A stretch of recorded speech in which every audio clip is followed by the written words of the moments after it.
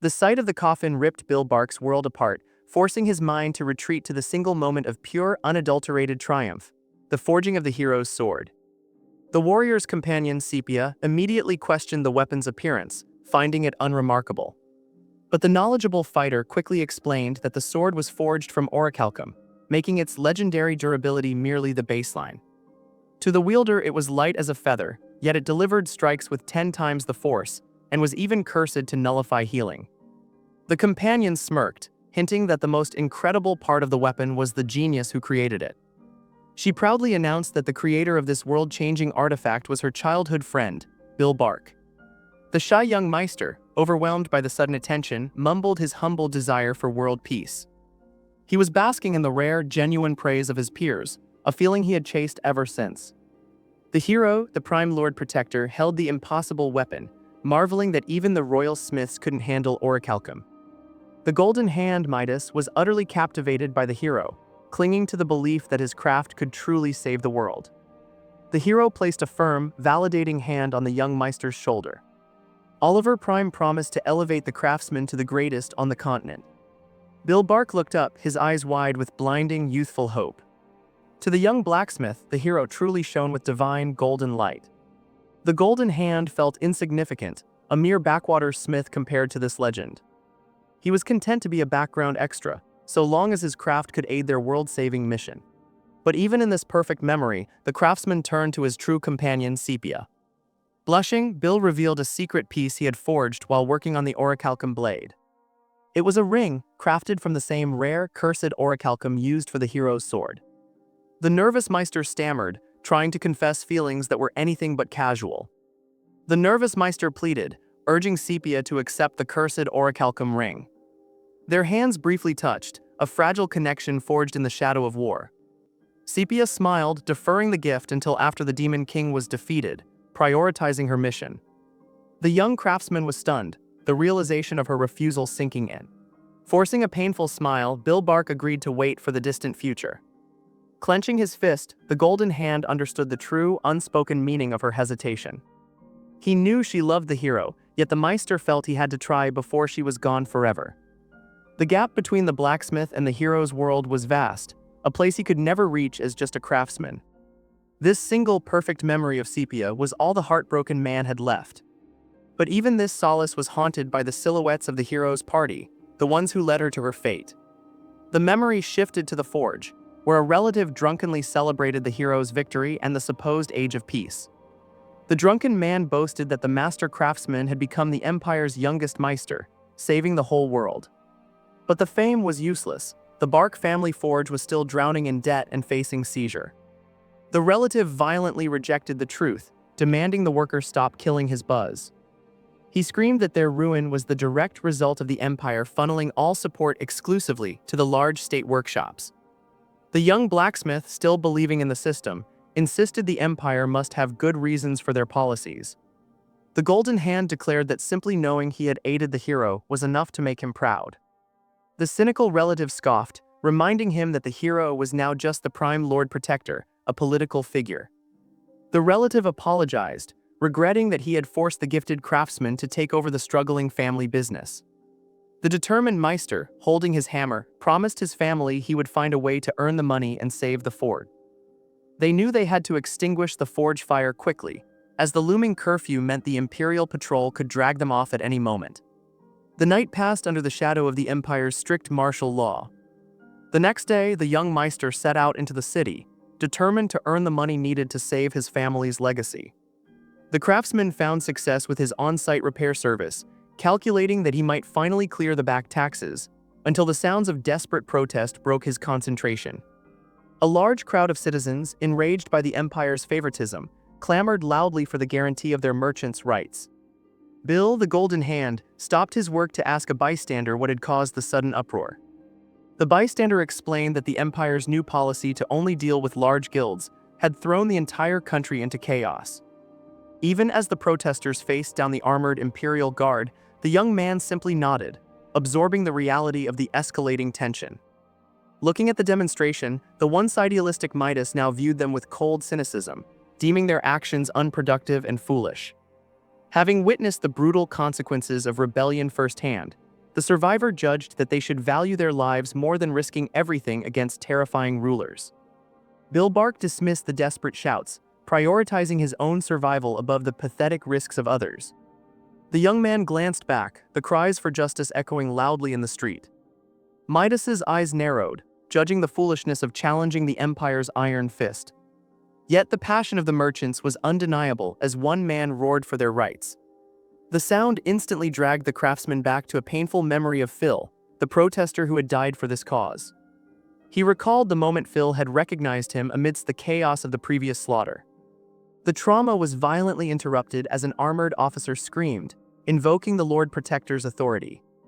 Martial law was declared, the commander raising his fist to signal the brutal enforcement. Instantly, a terrifying forest of spears rose up, glinting in the harsh light.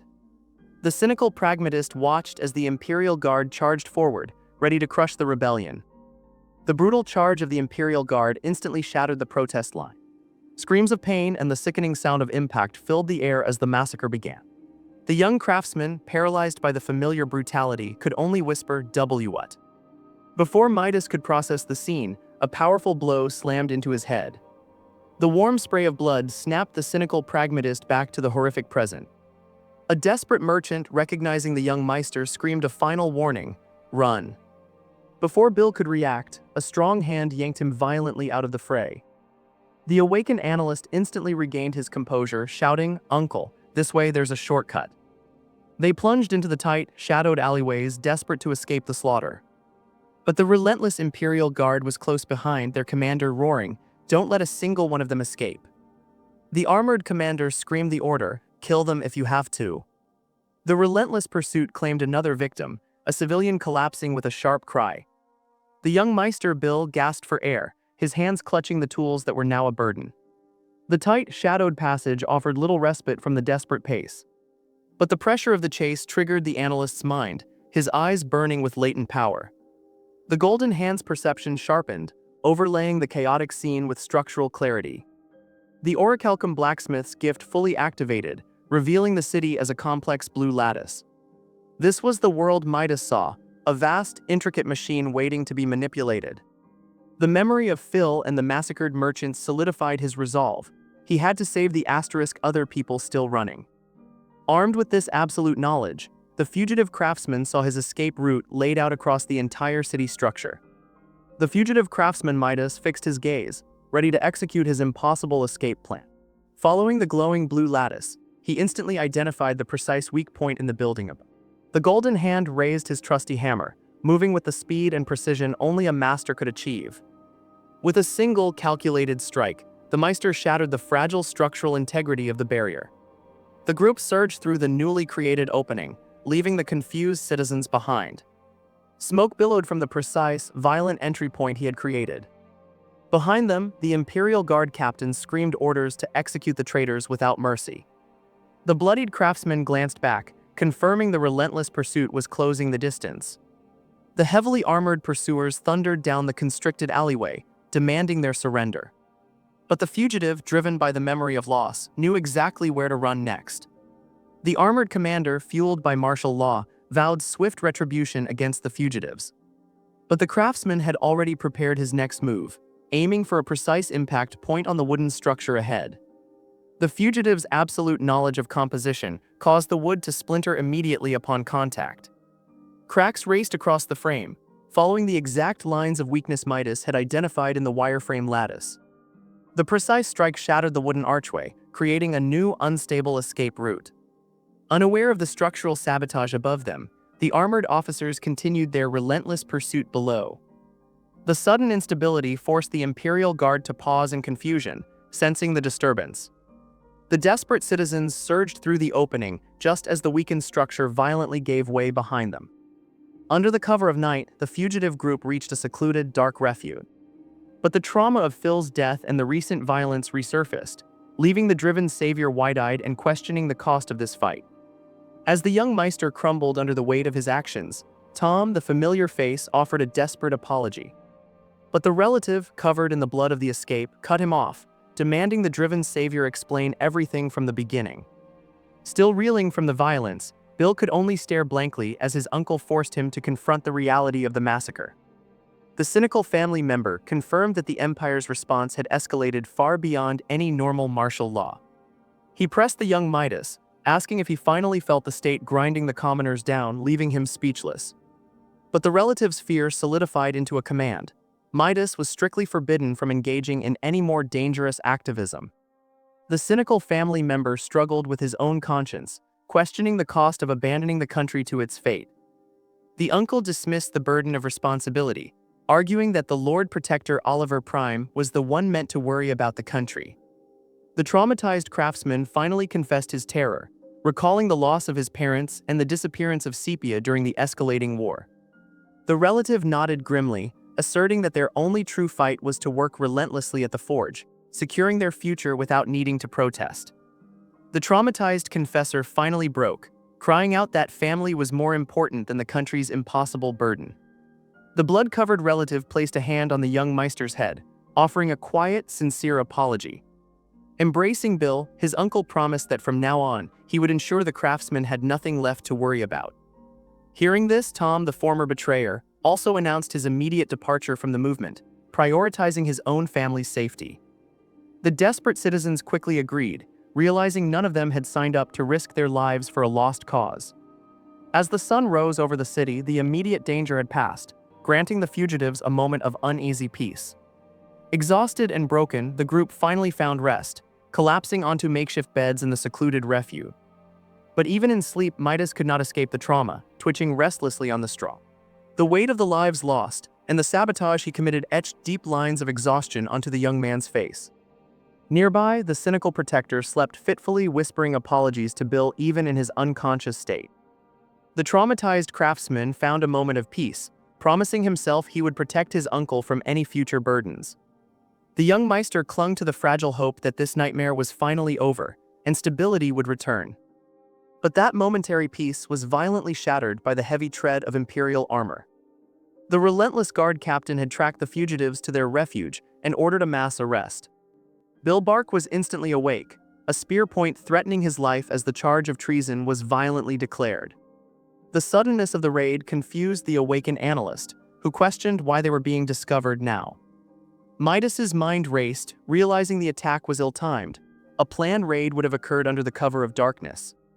Given the secluded location, the only logical conclusion was a fresh betrayal had led the Imperial Guard directly to them. The horrifying realization of who might have sold them out flashed across the young man's face. One desperate citizen immediately cried out, vehemently defending the master blacksmith and denying any participation in the protests. The desperate citizen's defense was instantly dismissed, as Imperial guards secured him alongside the master blacksmith.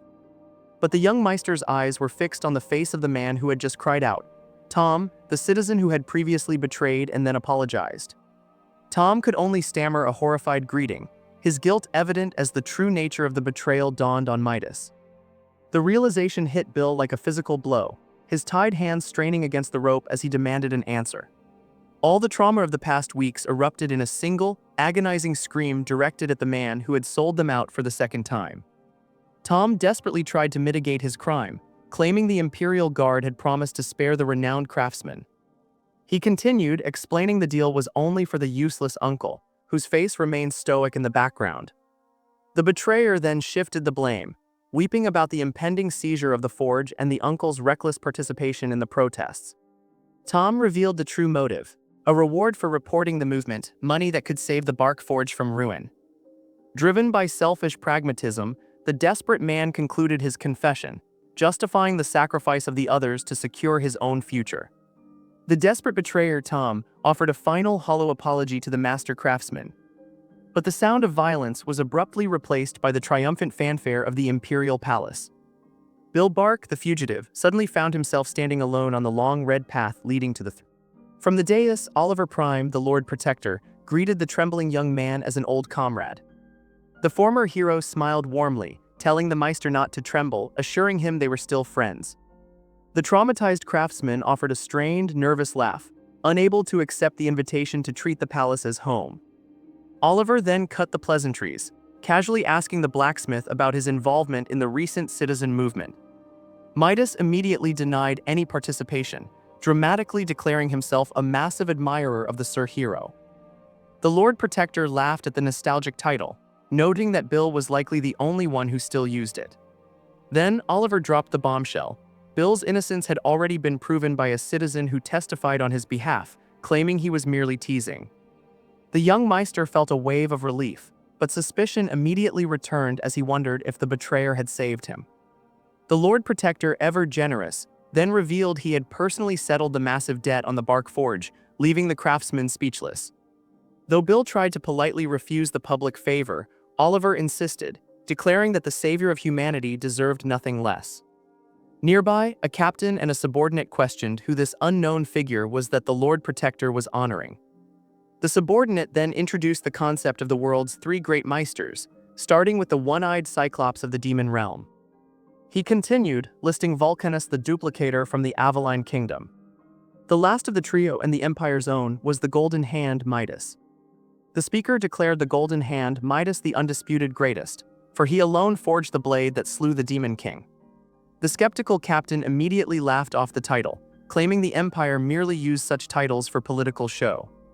The subordinate firmly corrected the officer, assuring him that Bill Bark's modesty hid the fact that he was, without question, the world's finest craftsman. The Golden Hand, despite his relief, nervously asked the Lord Protector one final question. Oliver Prime smiled broadly, inviting the young Meister to speak his mind. Bill stammered the name of his childhood friend Sepia, catching in his throat. Oliver's hand clenched tightly on the armrest, a subtle tension betraying his calm demeanor.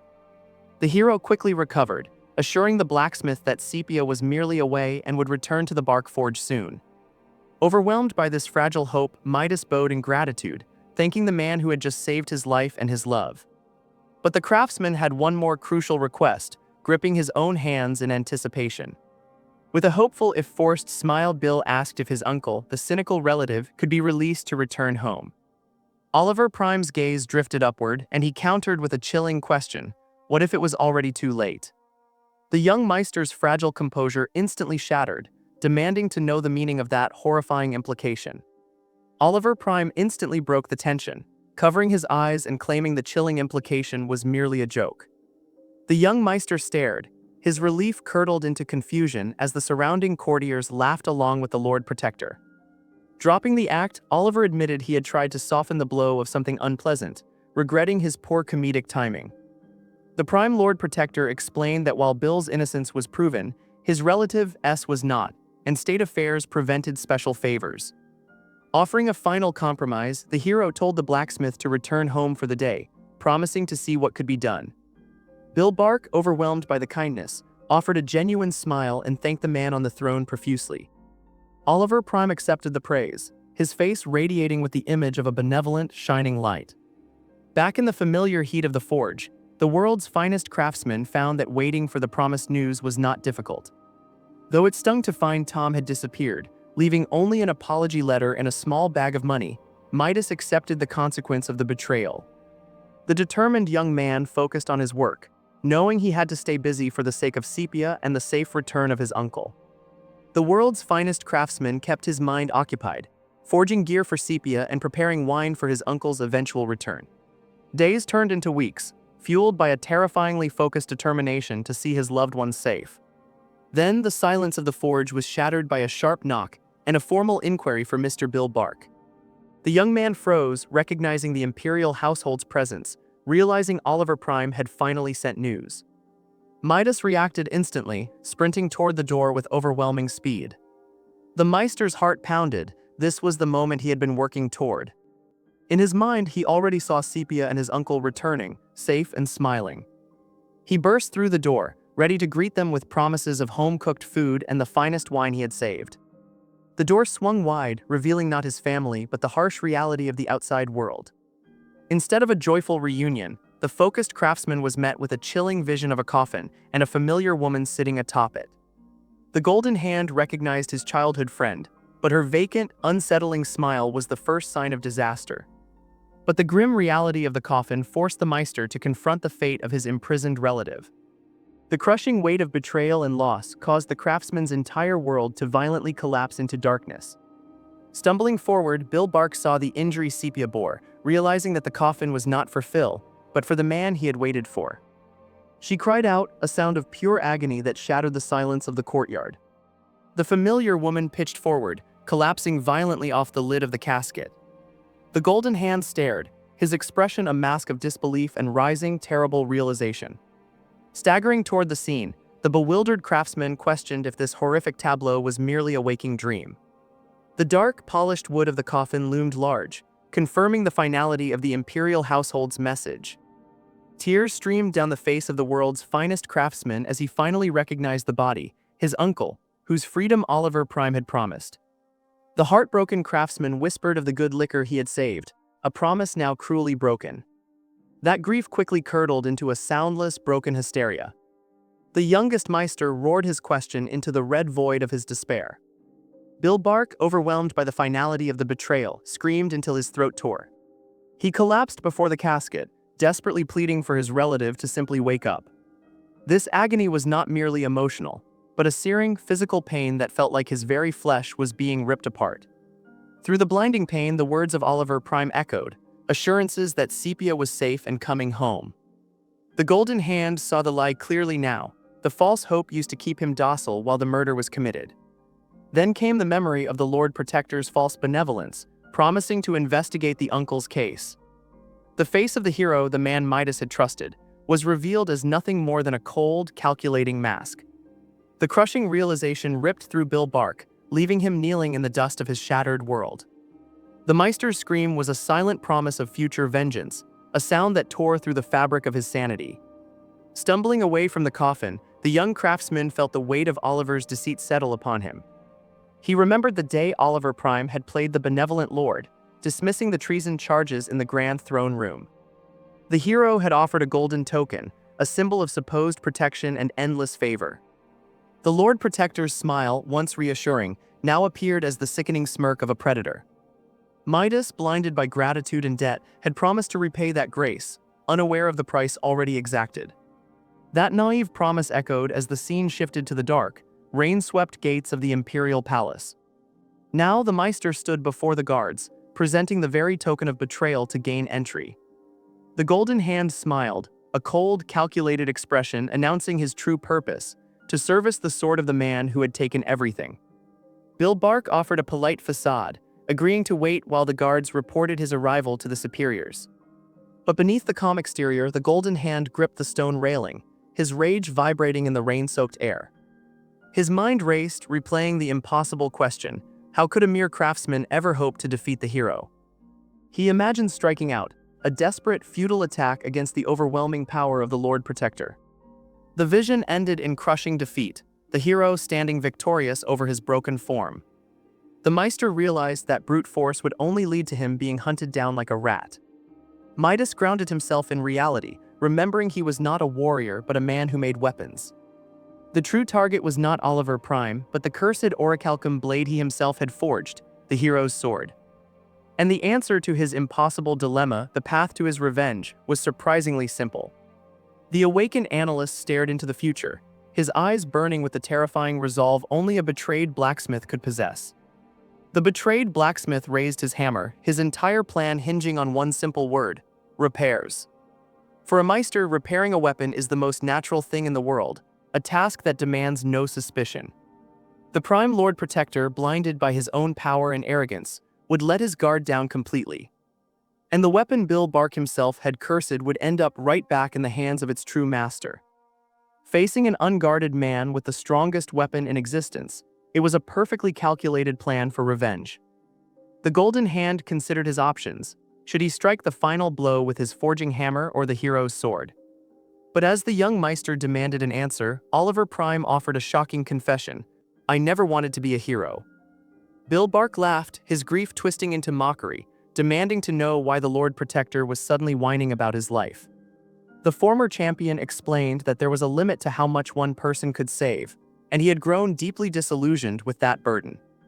Midas rejected the excuse, reminding the man on the throne that he had still killed the Demon King and brought peace back to the world. The former champion admitted his success, but immediately posed a dangerous hypothetical. He wondered what if the Demon King's army had never been able to invade in the first place. The young Meister recoiled as Oliver questioned the entire necessity of his heroic act. Oliver Prime, looking down with cold certainty, declared the answer was simple. The Lord Protector explained that they needed to be so powerful that no one would dare challenge them. If that power existed, the war would have been avoided, but the nation was not built that way. After the war, the former hero reflected endlessly on how to prevent such tragedy from ever happening again. The betrayed mourner lined in, demanding to know the answer. The man on the throne declared his ultimate conclusion: he must rule the country himself. He purged the festering nobility and sought out brilliant talents to raise them up. The Lord Protector raised his hands, swearing he would push the state until it became an empire none could ever challenge. Oliver Prime smiled, demanding if the young Meister finally understood the reason for this audience. But the golden hand exploded in pure, unadulterated rage, screaming that he did not care for the tyrant's justifications. The betrayed craftsman's face was a mask of fury, demanding the Lord Protector hurry up and die. Oliver Prime stood unmoved, his expression shifting to one of mild surprise at the outburst.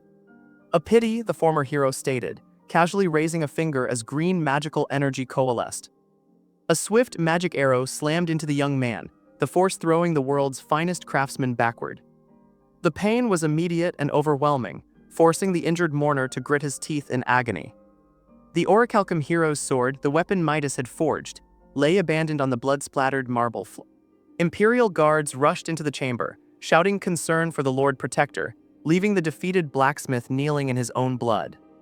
Oliver Prime, the Lord Protector, casually dismissed the violence as the guards surrounded the kneeling blacksmith. But the Golden Hand was beyond caring, screaming his defiance as the guards formally charged him with the attempted assassination of the Lord Protector. The defeated craftsman demanded to know when Oliver had realized the killing intent was coming. Oliver Prime, however, simply stated that the young Meister was asking the wrong question. The former hero mocked Midas's assumption of surprise, clarifying that the real mystery was why he allowed the attack to happen at all. The betrayed mourner, desperate for an explanation, could only echo the question. Oliver Prime looked down on the scene, stating coldly that the only reason was Midas's undeniable capability.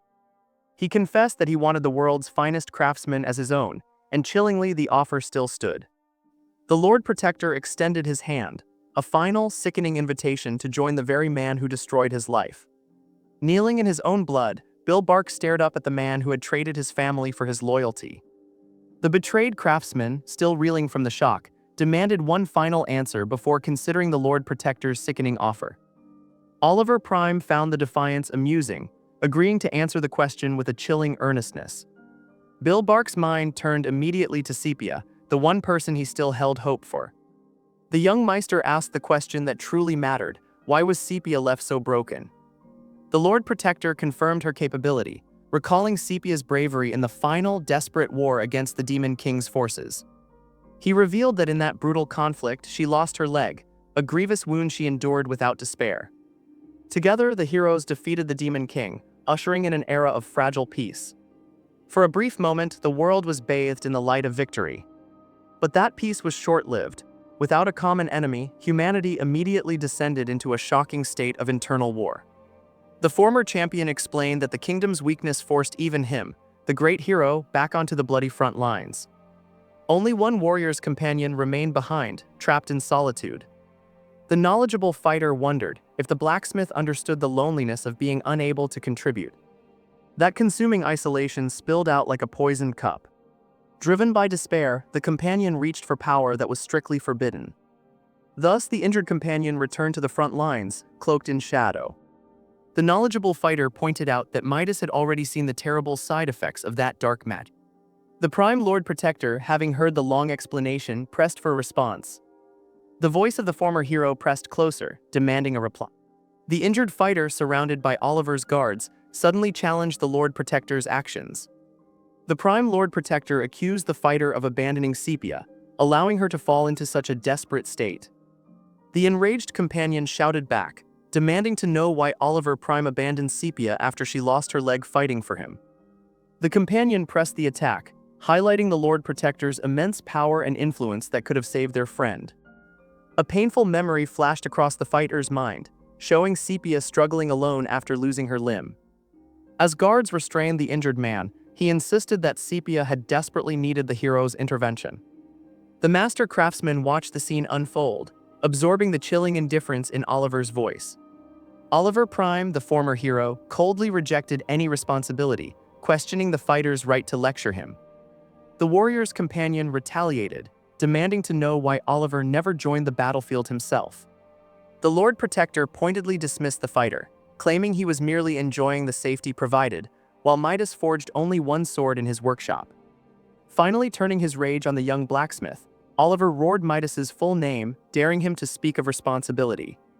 With a chilling intensity, the Prime Lord Protector delivered the ultimate crushing insult: coward. Oliver Prime continued his assault, labeling the young blacksmith a petty man running from responsibility. The Lord Protector laughed, repeating the word that had already shattered Midas's world. But the Golden Hand, pushed past his limit, could only focus on the accusation: running from responsibility. Oliver, turning his back on the broken craftsman, unleashed a blinding strike of energy. The attack found its mark, and the world's finest craftsman watched his forging hand dissolve into shadow.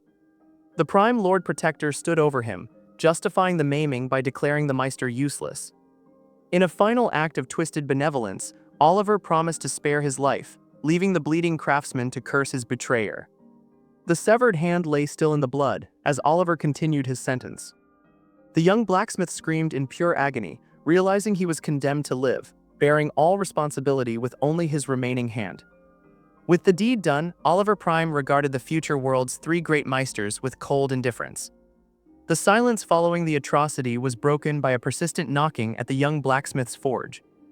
A delicate hand tapped again, the voice behind it calling out, "Anyone home?" When silence was the only reply, the visitor leaned closer, her expression turning skeptical. The traumatized craftsman cautiously opened the door, meeting the gaze of the woman who simply stated, "Oh, you are here." It was Sarah, the former thief queen of the hero's party, who greeted the young Meister with a casual, long time no see bill. They settled by the stream, and the former companion processed the grim details of the betrayal and the amputation. Sarah made a cynical joke about Oliver's development efforts, instantly drawing a furious glare from the crippled blacksmith. She sighed, concluding her visit was pointless, bluntly noting that with his arm gone, the world's finest craftsman could no longer work. The heavily bandaged stump was the physical manifestation of his loss, a constant reminder of the hero's ultimate betrayal. Despite the injury, Midas defiantly insisted, "I can." But when Sarah requested a simple dagger or repairs, the future Meister refused, focused on a different kind of forging. But the visitor dropped the ultimate bait, revealing she knew the inside story about sepia. The grieving craftsman immediately broke, agreeing to forge just this once. Satisfied, Sarah pressed the negotiation, demanding to know the price of the requested dagger. The young Meister named his price, the materials, and the truth about his childhood friend. With the deal struck, the exchange of information for craftsmanship commenced.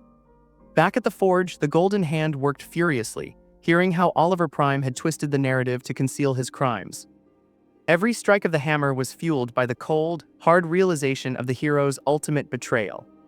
Sarah challenged the official story, asking the focused craftsman if he truly believed sepia was too slow to avoid injury.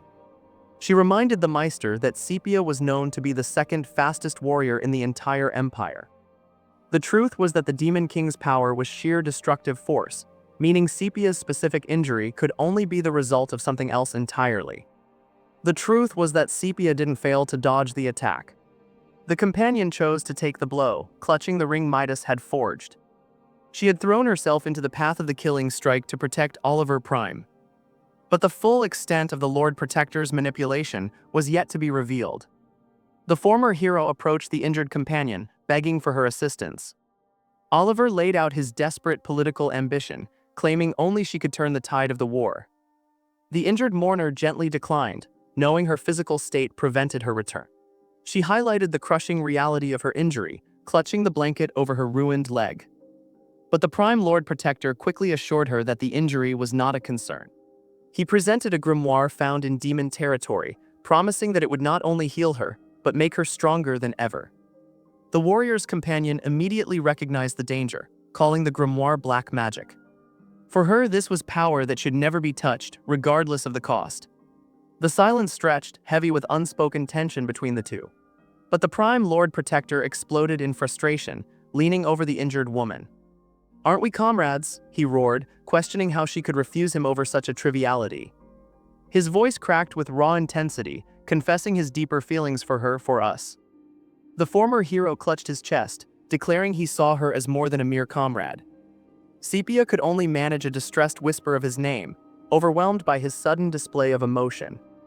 The Prime Lord Protector immediately regretted his outburst, covering his mouth in shame. Apologizing, the Lord Protector asked her to pretend the moment never happened, turning his back and walking away across the dirt. Sepia remained seated, watching the Lord Protector's retreating figure with deep concern. The Prime Lord Protector's steps abruptly ceased as a thought struck him. The warrior's companion called out, urging him to hold on. Instead, a different companion stepped forward, offering a chilling promise, "I'll help you." From the shadows, the masked individual repeated the vow, assuring Oliver of assistance. Back in the present, the injured mourner suddenly recoiled in shock, startled by the Meister's sudden collapse. The precious orichalcum ring forged by Bilbark slipped unnoticed from her hand. The golden hand stumbled forward, his boot narrowly missing the silver band. The betrayed craftsman paused, his dazed attention caught by the sudden glint of metal. Bilbark knelt beside her, demanding to see her hand, finally noticing her injury amidst his grief. The golden hand was pulled back into a memory of hope, offering Sepia the silver band. The young craftsman recalled the simple promise: if she wore it, she would never lose it. Back in the present, Bilbark knelt, seeing the raw injury on her hand, a wound deeper than skin. The orichalcum ring lay discarded on the stone, a tiny, silent testament to his deferred confession. A previous moment of confusion flashed through his mind. The ring had never fit the way he intended. The Meister had crafted it perfectly, yet the physical object refused to settle on her finger. It was a subtle rejection, a sign he had missed that his perfect work was not enough for her. Now the focused craftsman saw the ring on the ground, mirroring the collapse of Sepia above him. The betrayed mourner reached out, his mind reeling with the question of why everything he built had failed. His hand lay empty on the cold earth, the finality of loss settling over the world's finest craftsman. The crushing weight of betrayal caused the betrayed mourner's hand to tremble, dripping tears onto the earth. Bilbark let out a strangled cry, his entire being rejecting the finality of this loss. The world's finest craftsman's eyes, usually focused on perfection, were now consumed by blinding, raw grief. The young Meister collapsed completely, the force of his despair shaking the very ground he lay upon. Lying broken, Midas searched for the single point of failure in the lattice of his life. He wondered if the mistake was trusting the wrong people, like the apprentice who vanished. Or perhaps it was failing to confess his feelings, allowing Sepia to follow the Lord Protector. But the greatest error was giving power to the betrayer, crafting the hero's sword for Oliver Prime himself. The dust of the imperial courtyard clung to the hair of the once celebrated craftsman.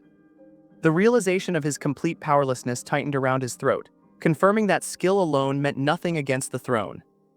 A gentle hand rested on the collapsed Meister's head, a painful moment of shared grief. But the smile Sepia offered was empty, reflecting a soul already shattered by the same cruelty. The betrayed craftsman could only whisper her name, searching for the girl he once knew. The reality of their shared suffering finally broke through the golden hand's shock. He questioned why she would offer comfort when he had failed everyone, including her. The weight of his perceived inadequacy settled heavily upon the young man's shoulders. But the despair was instantly replaced by a cold, hard resolve, forcing him to rise. The world's finest craftsman gripped the familiar weight of his hammer, a promise of future action. Raising the tool to the sun, Midas swore an oath that transcended mere words. This was the moment the broken craftsman ceased to be Midas the Meister, and became the architect of vengeance. The weight of his oath pressed down on the young man, his eyes burning with singular intent. The golden hand channeled his grief into raw, explosive power, affirming his commitment to destruction. This wasn't just a promise, it was the birth of a new, terrifying resolve that would shake the empire. Suddenly, the scene shifts, and the craftsman finds himself observing a cloaked figure departing across a grassy plain. The warrior's companion confessed her own failure to protect Sepia from Oliver's manipulation, accepting responsibility. Bilbark listened, his expression unreadable as he processed this unexpected admission of guilt. She offered the world's finest craftsman a single lifeline, a promise of aid if he ever called upon her. With that final, desperate plea, the companion vanished, leaving the betrayed mourner alone on the field. The world dissolved into a blinding flash of white, signaling the end of that painful memory. Back in the present, the architect of vengeance stood revealed, his new mechanical arm clicking into place, ready to ensure revenge is carried out properly. The scene shifts abruptly to a group of figures, plummeting towards the ground at terrifying speed. Their instructor demands a briefing on the mission while they are still airborne. Hans confirms reports of repeated explosions near a village, indicating a serious disturbance. The young man explains the objective is to investigate the source, suspecting illegal weapons research or criminal preparations. The instructor reminds the students to focus on scouting and investigation, strictly forbidding unnecessary combat. With a unified "yes, sir," the investigation team breaks formation, accelerating their descent toward the target. They land in a wooded clearing, immediately spreading out to begin their forensic search. One of the students notes the lack of gunpowder smell, suggesting the blast might have been magical in nature. The spiky-haired leader observes that the sawdust hasn't scattered, concluding the event happened very recently. She quickly considers the possibility of the culprits using teleportation magic or a swift mount to escape. The investigator deduces that if the culprits had easy transport, they would have struck far from the village to avoid detection.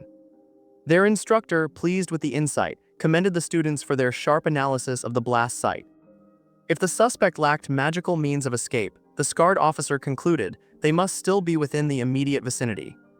The 4 members of the inquiry team spread out, meticulously combing the forest floor for any trace of the saboteur. Meanwhile, one young swordsman practiced his form, his blade cutting a sharp arc through the... He paused, testing the grip and angle of his weapon, contemplating the perfect execution of the technique. With a focused shout, the student executed a powerful, sweeping attack across the grass. But his enthusiasm quickly faded as he realized the meager skill of his sparring partner. Looking up at his colleagues perched high in the canopy, the swordsman confessed he had hoped for a real challenge, perhaps a powerful mage. The lead investigator dismissed the display entirely, judging the combat ability as no better than a common bandit grunt. The confident investigator decided the target was weak enough that not all 3 of them needed to engage. His spiky-haired companion quickly agreed, confirming the low estimation of their quarry. A subordinate hanging from the branches questioned the sudden shift from simple scouting to the immediate arrest of a criminal. The lead investigator, holding a document, cautioned that they could not label the target a criminal without official confirmation. The confirmation arrived instantly as the paper was unfurled, revealing the face of the Empire's youngest Meister, Bill Bark, now officially labeled a criminal. The subordinate noted the bizarre contradictions. A blacksmith who was simultaneously marked for protection and listed with extensive special remarks. The lead investigator stared in disbelief at the severity of the charges, attempted assassination of the Lord Protector. A vicious, wide-mouthed shout tore through the silence, demanding the immediate attention of Group A. The commander confirmed the target was Bill Bark, stressing that capture was the preferable outcome considering his special status. Drawing his weapon, the pragmatic warrior concluded the unspoken truth. If capture was only preferable, then the death of the world's finest craftsman was entirely acceptable. The knowledgeable fighter grinned, acknowledging the target was supposedly strong enough to challenge the Lord Protector himself. Meanwhile, the warrior's companion prepared her attack, a disturbing smile fixed on her face. Without hesitation, the trio launched a brutal 3-on-1 assault, overwhelming the target with sheer speed. The strike landed instantly, the force of the combined attack shattering any chance of defense. The man collapsed, his face twisted in disbelief at the speed of his defeat. The protagonist stopped, questioning the absurd lack of resistance from the supposed assassin. His companions concurred, realizing the defeated man was likely just a useless informant or a decoy. The former champion paused, his gaze sharp as he considered where the true target might be hiding. Stepping closer, the hero tossed a sword onto the ground near the fallen figure. "Pick it up," he commanded, offering the man a final, brutal chance to die with the honor of a swordsman, rather than as a mere informant. The arrogant newcomer, Hans, declared this brutal offering was a show of heroic kindness. The targeted man, however, only registered the cold threat behind the gesture. "You've got it all wrong," he muttered, his hand closing around the hilt of the weapon. Rising to his feet, the reluctant fighter recognized that dialogue was no longer an option.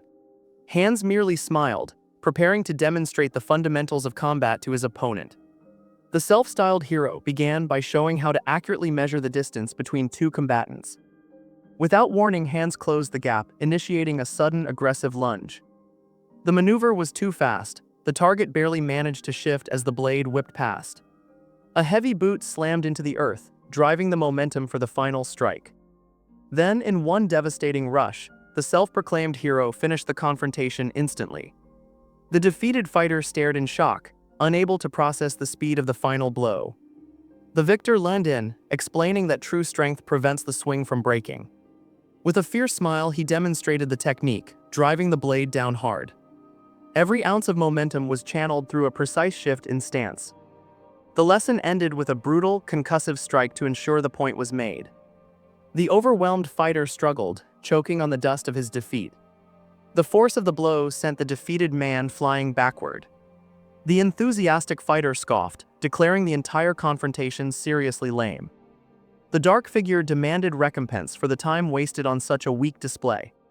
Suddenly, a large, dark-clad man entered the clearing, reviewing a document and noting something strange about the planned mission. The dark-clad man confirmed their mission was strictly to investigate reports of explosions near the village. Judging by the shattered trees and rocks, the team confirmed powerful blasts had definitely occurred. Based on the destruction, they deduced the culprit must be either a powerful mage or a bomber. But the only one they found was this rookie swordsman, Bill Bark, who showed no sign of mana or gunpowder and couldn't even hold his weapon. The defeated craftsman cried out in pain, begging his tormentors to stop the assault. His attacker, however, only smiled, demanding to know what exactly the broken Meister wanted them to cease. As the betrayed mourner desperately held up a hand, the attacker realized that if the swordsman was alone, his true weapon must be something else. The young man, eyes burning with sudden resolve, declared that they should just end this now. The attacker was suddenly bathed in a terrifying red light, realizing the Golden Hand's weapon was not a blade, but a cannon. In a blinding flash of crimson energy, the world's finest craftsman unleashed a devastating force, shattering the clearing around them. The shockwave pulverized the clearing, leaving the young Meister's chained hand reaching out amidst the red debris. The warrior's companion, bleeding from the blast, roared in disbelief at the craftsman's cowardly deception. The massive chain links rattled, still hot from the residual crimson energy of the sudden attack. A voice cut through the dust, attempting to regain control of the chaotic situation. The enraged fighter sneered, demanding to know what kind of swordsman would drop his weapon in battle. The knowledgeable fighter, despite his wounds, let out a chilling, defiant laugh. Spitting blood, the warrior's companion glared, demanding to know what the fighter had just said. The companion raised his sword, swearing to slice the filthy mouth of the defiant man. Screaming "Die!" the companion lunged forward, aimed at the exposed head of the knowledgeable fighter. In a flash of light, a new blade intercepted the death blow, creating a violent metallic collision. The protector's massive frame slammed between the combatants, halting the killing blow with a decisive, "That's far enough." The warrior's companion recoiled, shouting in surprise at the intervention of his superior. Looking down at the knowledgeable fighter, the superior officer admitted that his strategy was actually quite good. The attack utilized enough destructive power to ensure the target's death, guiding the enemy into close range to maximize the chance of hitting. But at the critical moment of execution, the warrior's companion paused. He shut his eyes, unable to watch the final, brutal result of his own attack. That single instant of hesitation betrayed the fact that the young fighter had never taken a life before. The protector explained that taking a life is never easy, even when facing an enemy trying to kill you. A new figure arrived, chastising hands for letting his guard down, only to be told sharply to shut up. The superior officer commanded silence, forcing the group to focus their attention back on the defeated knowledgeable fighter. The superior officer questioned if the defeated man truly looked like a suitable live combat training partner. The enthusiastic fighter vehemently disagreed, insisting they couldn't waste this rare opportunity for practical training. The defeated fighter slowly rose, pointing out that his opponent had shown no genuine hostility throughout the entire encounter.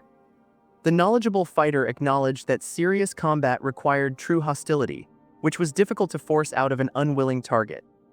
The scarred superior officer ignored their debate, issuing a sharp command for Class 3, Group A, to retrieve their talismans.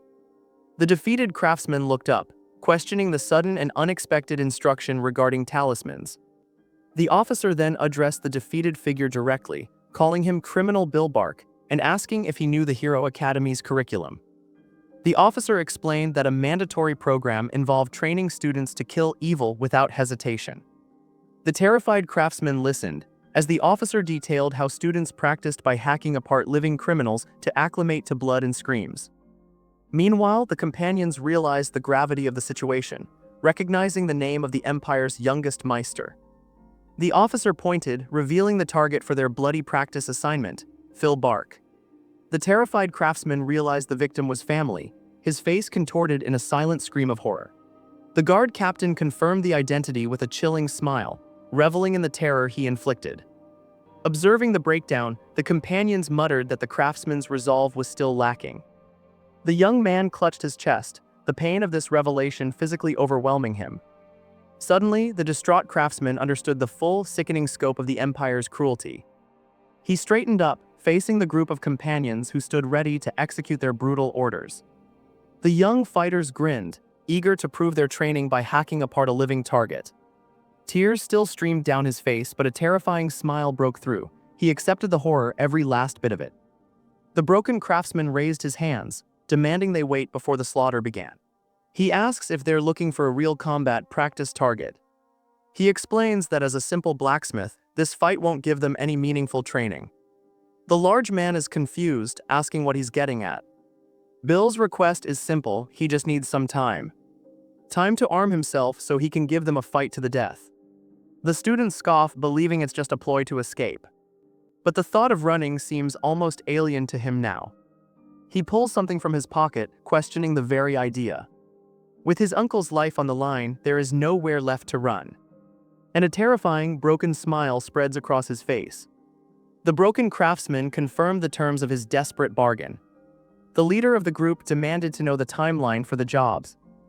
Midas, the young Meister, secured 1 hour of reprieve before the inevitable confrontation. The officer issued a final, chilling reminder of the consequences should the craftsman fail. The threat was made explicit, waving the severed finger of a runaway as a warning. A subordinate confirmed the gruesome trophy, proving the runner had been caught. Even as the deal was struck, the fugitive they were tracking managed to slip away again. Frustration mounted among the mercenaries over the lost bounty and wasted time. The impatient fighter stretched, completely unaware of the deadly calculation unfolding around her. The golden hand reached out, preparing to execute the precise, terrifying sabotage he had promised. The enthusiastic fighter realized too late that the golden hand's promise of sabotage was already in motion. A calculated strike aimed at a structural weakness Midas alone could see, erupted in a blinding flash. The impact shattered the mercenary's gauntlet, leaving the armored hand bloody and useless. The warrior's companions screamed in shock and agony as the chain of destruction ripped through their formation. Suddenly, the armored guard captain moved, blocking the next calculated blow with a powerful defensive stance. The awakened analyst, peering through the captain's helmet visor, calmly assessed the remaining threats.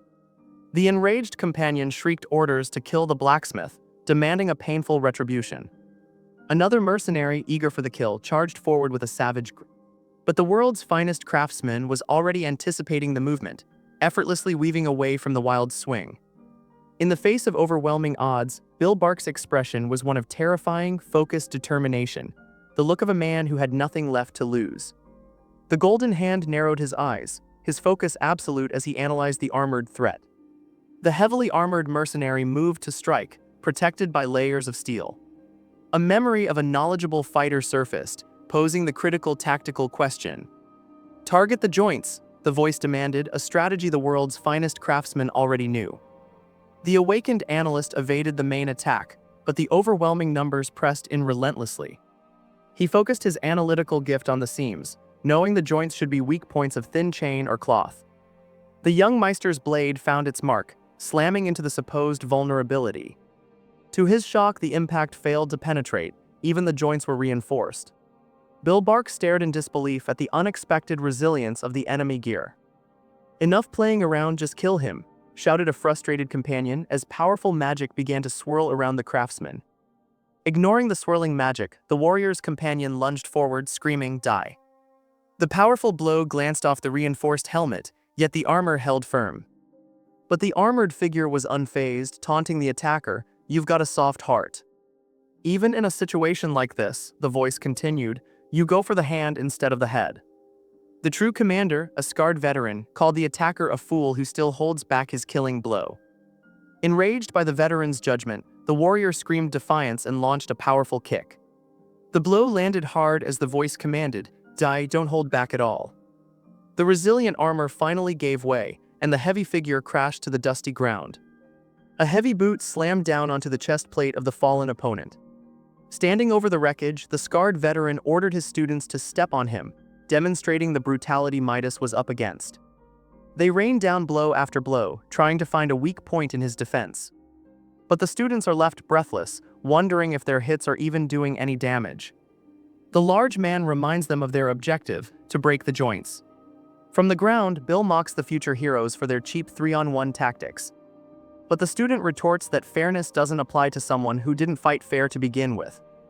The female student reminds him of their promise to make this as painful as possible. Her companion adds that it's just part of their training, telling him not to hold it against them. As the beating continues, Bill quietly tells them that they shouldn't hold what he's about to do against him either. And with a sudden savage move, he bites down hard on her hand. The brutal training continued, the studded armor rattling with every impact. The relentless assault hammered against the metal plates of the veteran's defense. The sheer force of the attack drove the opponent into the ground, blurring the world into a red haze.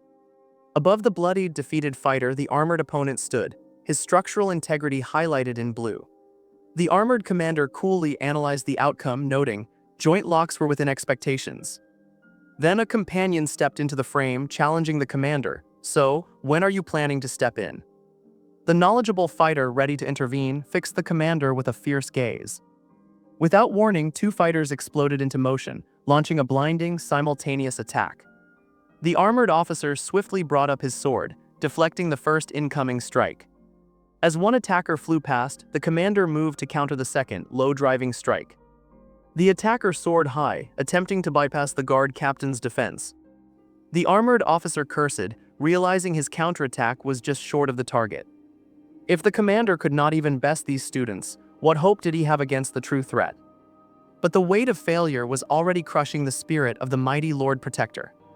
Back at the forge, Midas fought the rising tide of despair, forcing himself to slow down. The Golden Hand focused his analytical gift, seeing the world only as structure and process. The young Meister reminded himself that true power was not achieved in a single desperate blow. He would strike once, concentrating all his grief and fury into the metal. Then the focused craftsman would strike again, relentlessly shaping his future.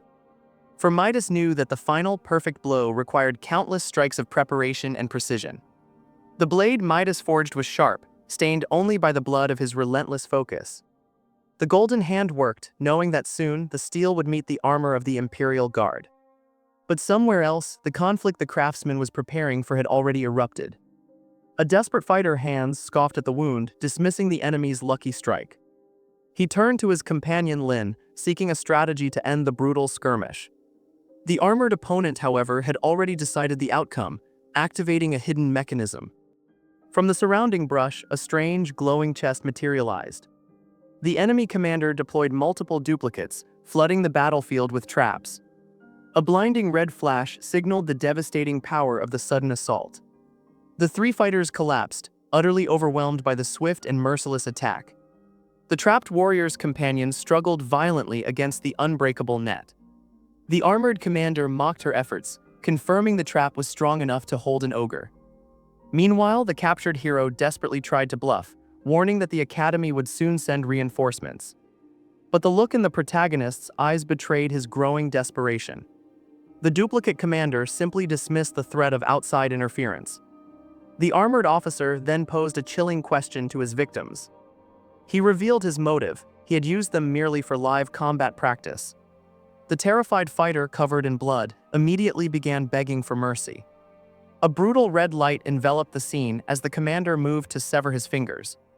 The captured hero screamed one final, desperate plea for help into the silent battlefield. The terrified fighter's scream echoed the finality of his brutal fate. A brutal crimson flash confirmed the commander's merciless judgment. The armored officer stood silent, his cold visor reflecting the fresh blood of his victim. Suddenly, the man watching the carnage turned, declaring the gruesome spectacle a success. "You pass, Bill Bark." The authority figure grinned maniacally, confirming the brutal evaluation was complete. The observers, now caught in the same wireframe lattice, watched the desperate struggle below. The warrior's companions screamed, unable to process the sheer horror of the massacre. "This is insane," she cried, but the protagonist was silent, realizing this violence was a calculated message for the young Meister. Before he could react, the protagonist was struck hard across the back. The captured hero looked up, stunned by the sudden, unexpected blow. The blow landed with sickening force, painting the ground crimson. The brutal commander offered a cold prayer for the departed. He wished the victim rebirth into a world free of corrupt adults, a chilling hypocrisy. A nearby armored officer stood frozen, his blade shaking uncontrollably. The imposing figure turned, dismissing the fear of the man before him. "You passed," the monster declared, walking away from the trembling subordinate. The officer stared, unable to process the speed of the attack that had just occurred. He questioned why the man would slaughter his own pupils in such a display. The sheer power radiating from the monster made the soldier despair of ever facing him. With a final casual gesture, the terrifying figure dropped the blood-soaked club. The monstrous figure claimed the victims deserved their fate, dismissing the horror he just inflicted. Yet this brutal enforcer offered a twisted justification, suggesting he granted them a painless end. His eyes, wide and unsettling, promised only more calculated violence. Before the soldier could react, the man unleashed a devastating, blinding strike. The assailant, seemingly having anticipated the armored opponent's move, confirmed his tactical advantage. Then the brutal killer addressed the grieving craftsman directly, revealing the entire encounter was staged for Bill Bark. With another explosive burst of speed, the man hammered the armored knight away. Ignoring the blow, the figure leaned in, probing the young Meister's hatred for the guardian knights who enforced Oliver Prime's laws. "We feel the same way," he declared, aligning himself with Midas against the oppressors. The man of violence offered a dangerous proposition, a chance for the betrayed mourner to talk and perhaps ally with him. The man of violence waited for the betrayed craftsman to speak, his gaze burning with shared hatred. Seeing no immediate alliance, the figure declared the conversation over and lunged toward the guardian knight. A brilliant, explosive strike was delivered, confirming the man's brutal intent against the imperial forces. Bathed in the red glow of violence, the attacker stood over the fallen officer, declaring the brutal consequence of their oppression. Blood and splintered metal flew as the man's fury tore through the imperial armor. Bill Bark's world narrowed to a single terrifying scream, the violence confirming the dark path he now walked. Time skipped forward, and the world's finest craftsman found himself bandaged and resting in a rustic, quiet dwelling. The traumatized mourner checked his own body, the shock of survival replacing the memory of the fight. Scanning the unfamiliar surroundings, the Meister heard distant voices discussing an inspection, immediately raising his suspicion. The awakened analyst's focus sharpened as he listened to the details of the conversation, realizing his new refuge might be a new frontline. The Meister's analytical mind was already at work, calculating the risks of his new environment. The awakened analyst moved silently, noting how every structural flaw left a trace. Clutching a small blade, Bill Bark realized the inspection they spoke of could mean immediate danger. The traumatized craftsman peered through the gap, his gaze sharp and wary. Outside, a group of unfamiliar people discussed caution and the location of a warehouse key. Two of the men boasted about the incredible strength and control of someone named Barhin. Others were more casual, drinking heavily and ignoring warnings about their health. Then the Golden Hand saw a woman whose features, and the mention of a name caused his heart to seize. Staring at the smiling figure holding a red stone, Midas felt the crushing weight of recognition. Sepia. The shock of seeing his childhood friend alive, or a perfect double, made the young Meister tighten his grip on the knife, ready for anything.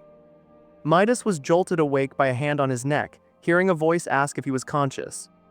His blue eyes snapped open, reflecting the sudden, blinding light of his surroundings. The young Meister immediately struggled, pushing away from the person holding him down. He saw a figure walking away from him, while other people nearby called out to their boss in alarm. The man calmly reassured his subordinates, telling everyone to remain seated. The composed figure smiled, claiming he had blocked the attack, even as a subordinate screamed that the blow had passed right through him. A furious woman rushed forward, threatening the Golden Hand for daring to attack their captain. The leader stood over Bill Bark, acknowledging his fear and confusion. He then apologized for bringing Lady Sepia without permission, claiming they did it to put the young Meister at ease. Finally, the mysterious man introduced himself as Whit Tyler, the leader of the anti-Empire group, Orient. Whit Tyler pressed the golden hand to join them in driving out the Guardian Knights. The grieving craftsman hesitated, but Whit immediately pressed him, emphasizing the value of his unique abilities. Whit Tyler received a stark, immediate refusal from the young man. The betrayed Meister, however, revealed his true, terrifying goal was not resistance, but the outright slaughter of the knights. Whit processed the declaration of vengeance with a subtle, knowing smile. He warned Bill Bark that outright murder would not be easy against such entrenched power. Whit offered a compromise. They would collaborate only until the enemy was driven out, allowing Midas to pursue his revenge afterward. Extending his hand, the rebel leader formally defined the arrangement as a strategic collaboration. The fierce members of Orient watched the negotiation with focused intensity. Every member of the anti-Empire group assessed the potential power of the world's finest craftsmen. The rebel leader extended his hand, formally sealing the strategic collaboration. But before the grip could tighten, the world's finest craftsman violently pulled away. Bill Bark's rage was absolute. He recognized the group's hands were stained with the blood of his uncle. The betrayed mourner, consumed by vengeance, threatened to slaughter every last one of them. Though a subordinate tried to explain their methods, the rebel boss only saw the raw, terrifying potential of Meister Midas. Leaning in, the leader challenged the Golden Hand, questioning if he could truly take on the Empire alone. The awakened analyst looked away, his mind reeling from the scale of the task ahead. The leader pressed him further, asking if he even had the confidence to face the Guardian Knights. Midas trembled, realizing the gap between his desire for revenge and his current physical power. Yet, driven by the memory of his family, the young man clenched his fist, ready to forge his own path of retribution. The young Meister screamed, unable to reconcile the pain of his loss with his powerlessness. He realized the gap between his desire for vengeance and his current, weak body. Midas was consumed by the memory of Sepia's pain and the final betrayal regarding his relative. A figure intervened, telling the distraught craftsman that his suffering was already more than enough. The stranger offered a gentle touch and introduced himself to Bill Bark. The Golden Hand's eyes snapped open, focusing intently on the new arrival. The craftsman suddenly felt a strange sensation in his hands, the very tools of his future power.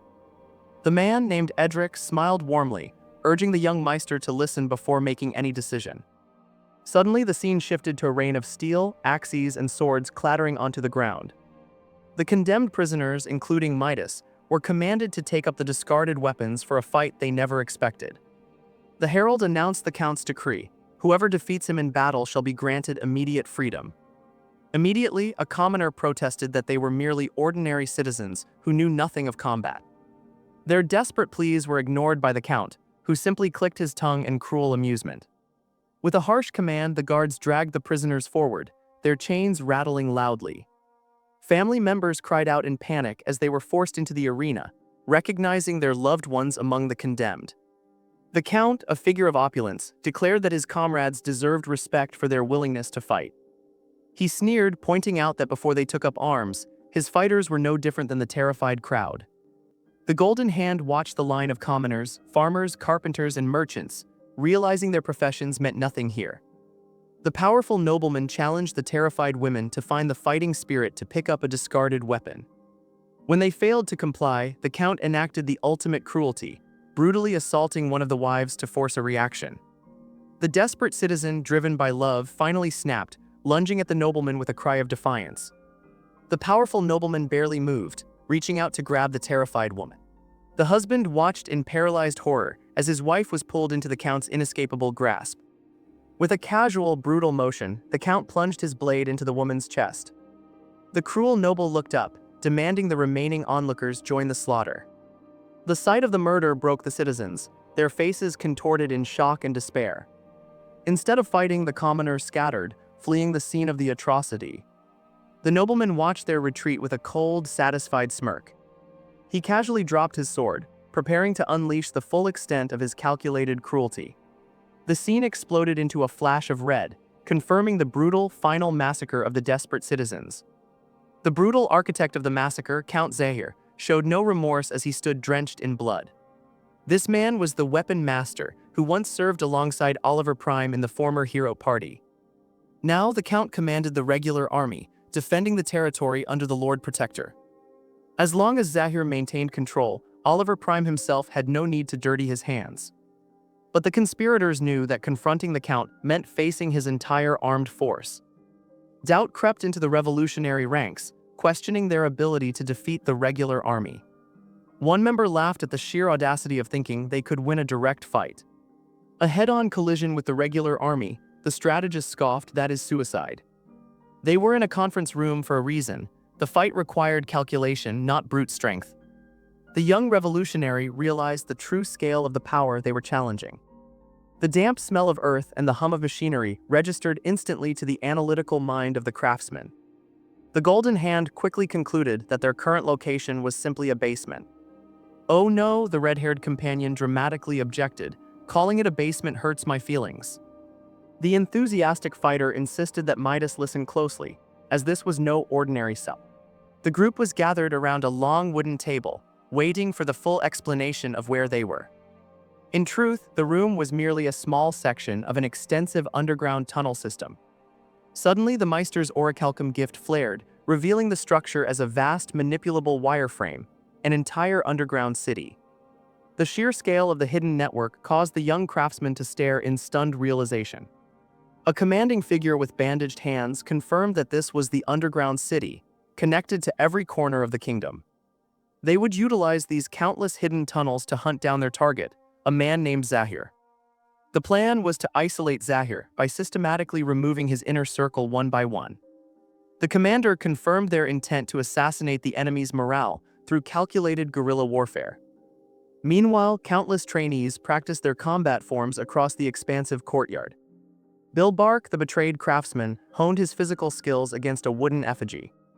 He drove the wooden blade forward with terrifying focus, striking the target with force. Exhausted, the young Meister paused only briefly to catch his breath. Pushing past the fatigue, the future powerhouse immediately resumed his brutal training regimen. The wooden sword connected sharply, sending vibrations through his hands. But the relentless effort was too much, and the craftsman stumbled back, dropping his weapon.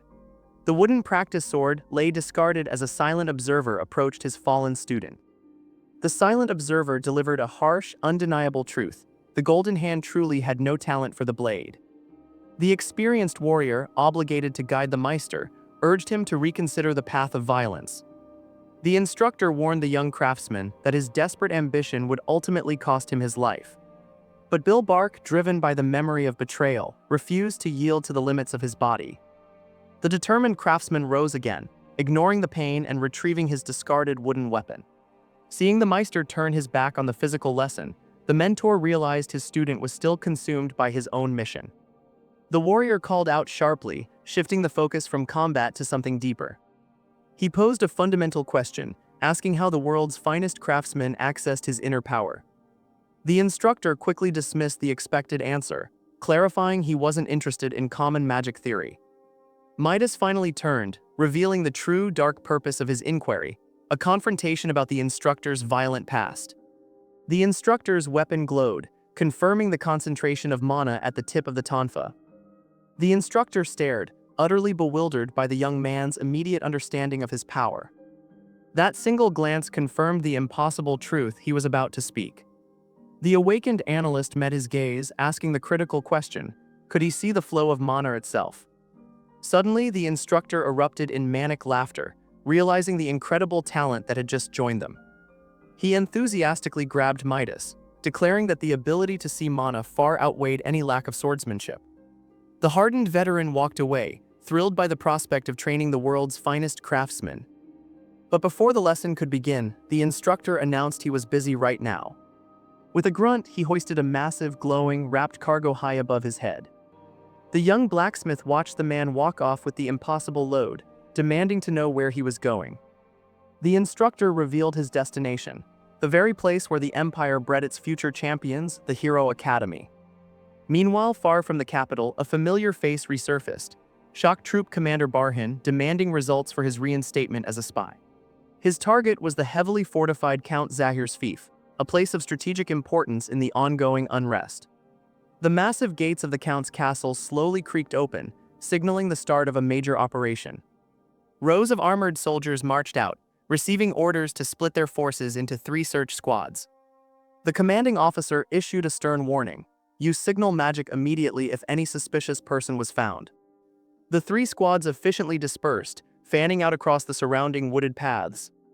Deep in the forest, the soldiers began their systematic sweep, weapons ready. One soldier suddenly halted, sensing movement in the dense foliage just off the trail. The search team exchanged nervous glances, realizing their quarry was close, hidden somewhere in the darkness. The Imperial soldiers tightened their formation, weapons poised to pierce the dense undergrowth. Suddenly, a weapon lashed out, but the strike was met only with the sharp, digital beep of Midas's analytical sight. The guard stared at his halberd, which had skewered a small, glowing blue creature, a mere forest animal caught in the crossfire. Distracted by the thought of a quick meal, the soldier let his guard down, unaware of the rustling sounds continuing around them. Then the darkness shifted, and the squad finally spotted the fugitive crouched low in the shadows.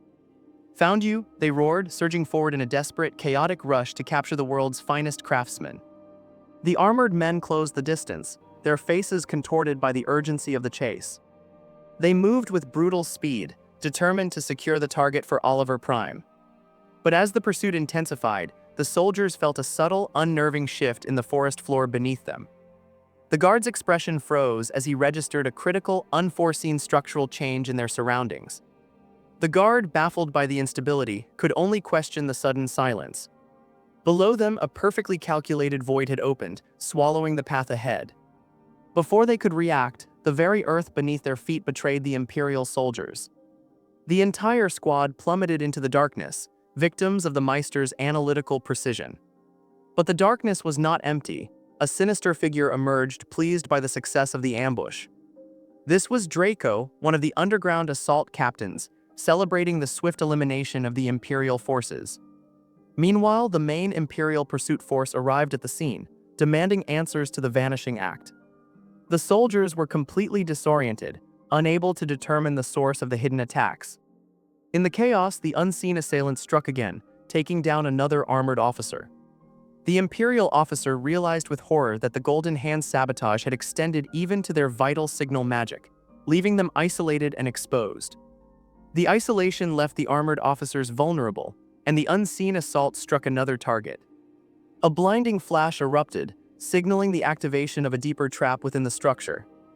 The structural integrity of the building failed, sending the remaining pursuers plummeting into darkness. But the chaos was not Midas's doing alone. A masked observer watched the calculated destruction unfold. The report was chilling. An entire squad of the Shadow Intelligence Agency had been wiped out.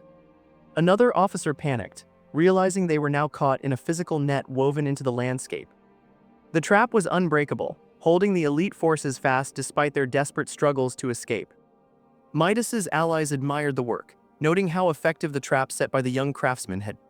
The woman confirmed the high expectations placed upon the Empire's youngest Meister, seeing his tactical genius firsthand. With the Imperial forces completely neutralized, the rescuers stepped forward to demand the surrender of the remaining prisoners. The rescuer looked confused by the lack of response from the remaining Imperial forces. One of the trapped soldiers was asked why he was just standing there instead of surrendering. The captured man muttered that the odds against them were simply too overwhelming to consider compliance. The guard captain, unwilling to accept defeat, declared his intent to make an example of the rebels. A nearby citizen screamed a frantic warning, recognizing the immediate danger posed by the officer. The warrior's companion turned, shocked by the speed of the armored officer's counterattack. In a flash of violence, the guard captain struck a devastating, bloody blow against a rescuer. The remaining allies stood frozen, witnessing the brutal efficiency of the Imperial response. The enthusiastic fighter roared, her eyes blazing as she rallied the shocked troops to prepare for immediate battle. The brutal commander sneered, confident that the rebels' simple nets would not hold a true monster like him. The knowledgeable fighter recoiled, realizing the enemy's raw mana capacity surpassed all expectations.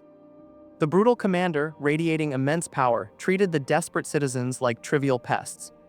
Already, the Imperial response had claimed the first victims, scattering the remaining forces. The warrior's companion studied the build and massive blunt weapon, dread settling in her eyes.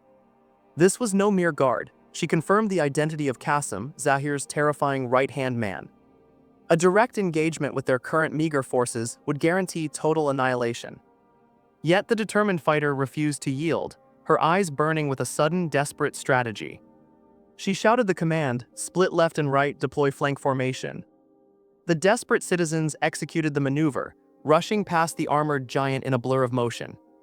One brave fighter lunged, only for the commander to effortlessly intercept the strike with his massive weapon. The desperate citizens pressed their attack, trying to overwhelm the armored officer with sheer numbers. The strategy was clear: distract Qasim, the brutal commander, from his primary target. They needed to focus his attention entirely on the main body of the troops. A single warrior used the chaos to launch herself high into the air, seeking the critical opening. But the guard captain was too experienced to fall for such a simple feint. As the fighter descended, Qasim effortlessly pivoted to meet the attack. The warrior's companion, however, had a secondary plan, pulling concealed shards from her hair. With fierce resolve, she screamed the command, "Now!" The distraction was successful, allowing the companion to retreat instantly past the massive figure. The desperate fighter had bought precious seconds for the citizens to continue their desperate flight to freedom. The young craftsman focused intensely on the glowing sphere, a moment of realization burning bright. Back in a quieter time, the future Meister stood in the workshop, posing a technical query to his companion. Bilbark questioned the fundamental limits of their craft. Why couldn't explosive rounds be infused with mana? Bhaskar, the captain of the artillery engineers, explained that the sensitive powder was too volatile for direct magical infusion. The engineer detailed the impossible variables required: humidity, temperature, velocity, to achieve such a delicate balance. He concluded that with their current tools, this level of precision was simply unattainable for any mortal. The golden hand absorbed the words, realizing that only a divine touch could achieve the perfect, devastating fusion he called fire boom. But the analytical genius was not a god. He was a craftsman who saw the world as a blueprint, and the theoretical became reality: grenade plus fire attribute. A sudden, terrifying light engulfed the target, confirming the devastating success of the impossible formula. The resulting blast was a blinding, concussive force, proving that Midas had already surpassed the limits of the gods he sought to emulate. The devastating concussive force of the blast sent the enemy reeling back into the smoke. The warrior's companion and the enthusiastic fighter stared in awe at the sheer, terrifying firepower. Seizing the tactical advantage, the companion slammed into the reeling enemy with brutal speed. His subordinate screamed a desperate warning, but the attack was already underway. The armored officer, recovering quickly, brought his heavy weapon down in a wide, devastating arc. The lethal swing connected, sending the opponent flying backward under the immense impact. The razor edge of the weapon flashed, reflecting the blood that now spattered the ground. The golden hand, seeing the structural weakness, deployed his next calculated formula: ice boom. A massive torrent of freezing energy exploded outward, engulfing the armored officer. The world's finest craftsman had successfully executed the impossible combination: grenade plus ice attribute. The freezing energy held the armored officer captive, but the ice was already beginning to crack under his immense power.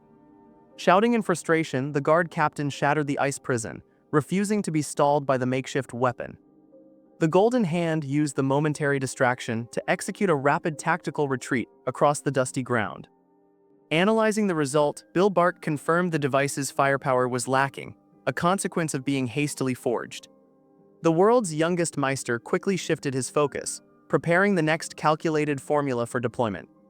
Suddenly, Midas's warrior's companion shouted a fierce command to Edwin to protect the craftsman. The loyal subordinate instantly obeyed, rushing forward to intercept the relentless armored officer. The guard captain charged relentlessly toward the vulnerable craftsman, forcing the companion into a direct confrontation. But the warrior's companion realized with a horrified expression that their intervention had come too late. The awakened analyst slammed his hand into the earth, activating his final desperate maneuver, Sink Fang. The earth swallowed the armored officer, trapping him momentarily in a cage of wood and stone activated by the awakened analyst. But the brutal commander was not so easily defeated, straining against the sudden imprisonment with furious determination. The warrior's companion, seeing the momentary distraction, fired a powerful warning shot toward the approaching enemy. He knew the true threat was not the captain, but the reinforcements that were surely approaching to secure the world's finest craftsmen. The trap failed to hold, and a new voice mocked the efforts of the desperate craftsman's allies from the edge of the crater. Draco, the self-proclaimed genius of Orion, strode forward, dismissing the entire conflict as insignificant. Meanwhile, the surrounding knights and allies shouted warnings, confirming the presence of a far more dangerous target. The newcomer realized with sudden shock that the man he was supposed to be fighting was Captain Kasim, the right hand of the Empire's greatest general. Instead of fear, the arrogant fighter erupted in delighted laughter, thrilled to have caught such a high-profile opponent. But before the fight could begin, the armored officer burst free from the earth, descending from the heavens like a vengeful god. Kasim, the brutal commander, descended, radiating immense, oppressive power. The enthusiastic fighter stared up in disbelief, questioning the sheer physical capability of the armored officer. Before anyone could react, the impact of his landing sent a shockwave, blasting the surrounding figures away. The guard captain's face contorted in rage, his fury focused entirely on his target. He swore a brutal vengeance, promising to crush every bone in the fighter's body to dust. Suddenly, the warrior's companion appeared, aiming a strange, glowing golden device directly at Kasim. The armored officer was instantly struck by a massive force, sending his immense body flying backward. The shocked, enthusiastic fighter yelled at the companion, questioning the insane close-range attack. The calm companion simply confirmed the success of the impossible shot, ignoring the danger. The specialized projectiles, Fire Boom and Ice Boom, detonated simultaneously, engulfing the brutal commander in elemental chaos. The enthusiastic fighter, witnessing the chaos, demanded an explanation for the reckless close-range assault. The companion ignored the protests, asserting control over the dangerous fight and telling his ally to stand down. Suddenly, the small creature Mog was launched into the fray, adding another layer of distraction. The commander, having survived the elemental blast, watched as a strange, dark energy began to coil around him. The mysterious shadow quickly formed a tight, constricting ring around the armored officer. Realization dawned on the brutal commander as he understood the trap that had been sprung. The enthusiastic fighter screamed a warning, urging everyone to retreat before the next phase of the attack. A nearby citizen questioned the strategy, unable to comprehend why they would sacrifice numerical superiority for a solo confrontation. Ignoring the doubt, the enthusiastic fighter braced himself as the armored officer charged directly into his position. The determined fighter countered the charge, declaring with terrifying confidence that only one was needed to finish the job. The enthusiastic fighter unleashed a blinding, concentrated blast of raw power directly at the charging officer. He screamed the terrifying name of his technique, Hell Pit. The ground beneath the armored officer instantly collapsed, forming a massive, cavernous sinkhole. The guard captain tumbled helplessly into the darkness, his body already showing the painful consequences of the attack. Enraged, the officer dismissed the maneuver as another annoying trick, vowing to climb back out immediately. But the look in his eyes quickly shifted from anger to dawning horror as he realized the true depth of his fall. The determined fighter watched from the edge as the guard captain plummeted further into the engineered abyss. A final concussive impact echoed from the bottom of the deep pit. Silence fell as the dust and debris settled over the massive crater. Wiping the sweat from his brow, the companion confirmed the outcome. The solo confrontation had been a success. The enthusiastic fighter confirmed the success of the operation, noting that everyone had retreated safely. Realizing the danger was imminent, the companion prepared to make his own hasty escape. Suddenly, the fighter spotted a familiar armored figure standing defiantly in the distance. "What are you doing?" he shouted, demanding to know why the warrior hadn't used the escape tunnel prepared for him. The red-haired fighter screamed for retreat, explaining that the temporary magic holding the escape route would soon vanish. The warrior's companion looked up, his expression grim as he finally replied, "I hear you." His intense gaze confirmed the gravity of the moment. Just as predicted, the magic dissipated, and the escape route vanished, leaving the companion reeling in shock. Before they could react, a blinding, powerful attack slammed down toward the trapped pair. The armored warrior immediately shielded the companion, urgently yelling for him to find a new escape route. The young fighter's eyes burned blue as the armored warrior screamed for him to move. The enemy, a looming silhouette of destruction, descended through the swirling chaos. The companion's latent ability flared, granting him a terrifying clarity of sight. The enraged assailant lunged, his form momentarily fracturing into a blue, unstable lattice. The warrior's companion analyzed the threat, seeing every point of failure in the opponent's armor and stance. A deafening asterisk thunder boom ripped through the air as the strike landed. The assailant's expression twisted in disbelief, as his powerful blow failed to yield the expected result. Struck by a retaliatory bolt of energy, the enemy was hurled backward over the precipice. The protective steel plating offered no defense, leaving a gaping, dark hole in the fallen man's chest. The brutal commander fell into the darkness, his campaign of terror finally concluded. The momentum of the fight continued, a brilliant flash marking another decisive blow. One of the companions drove an armored enemy high into the air with a powerful upward strike. The determined fighter stood ready, his eyes fixed on the falling target. But the true threat emerged, a massive foe roaring promises to crush them into dust. A devastating crimson-charged fist swung down, aimed squarely at the companion's head. The blow connected with brutal force, the impact distorting the warrior's armor. The giant enemy strained, pouring all his power into the single, crushing strike. Stumbling back, the companion barely avoided being driven into the earth, where the impact left a deep crater. The massive foe watched, his face contorted in frustrated rage. Seeing the danger, the companions were forced to retreat, one shouting at the other to stop acting recklessly. The knowledgeable fighter recognized the overwhelming odds, ordering an immediate tactical retreat to regroup. He instantly began calculating the necessary preparations to overcome their next challenge. The plan involved complex alchemy, using troll blood and a mana binder to exponentially increase the density of their power release.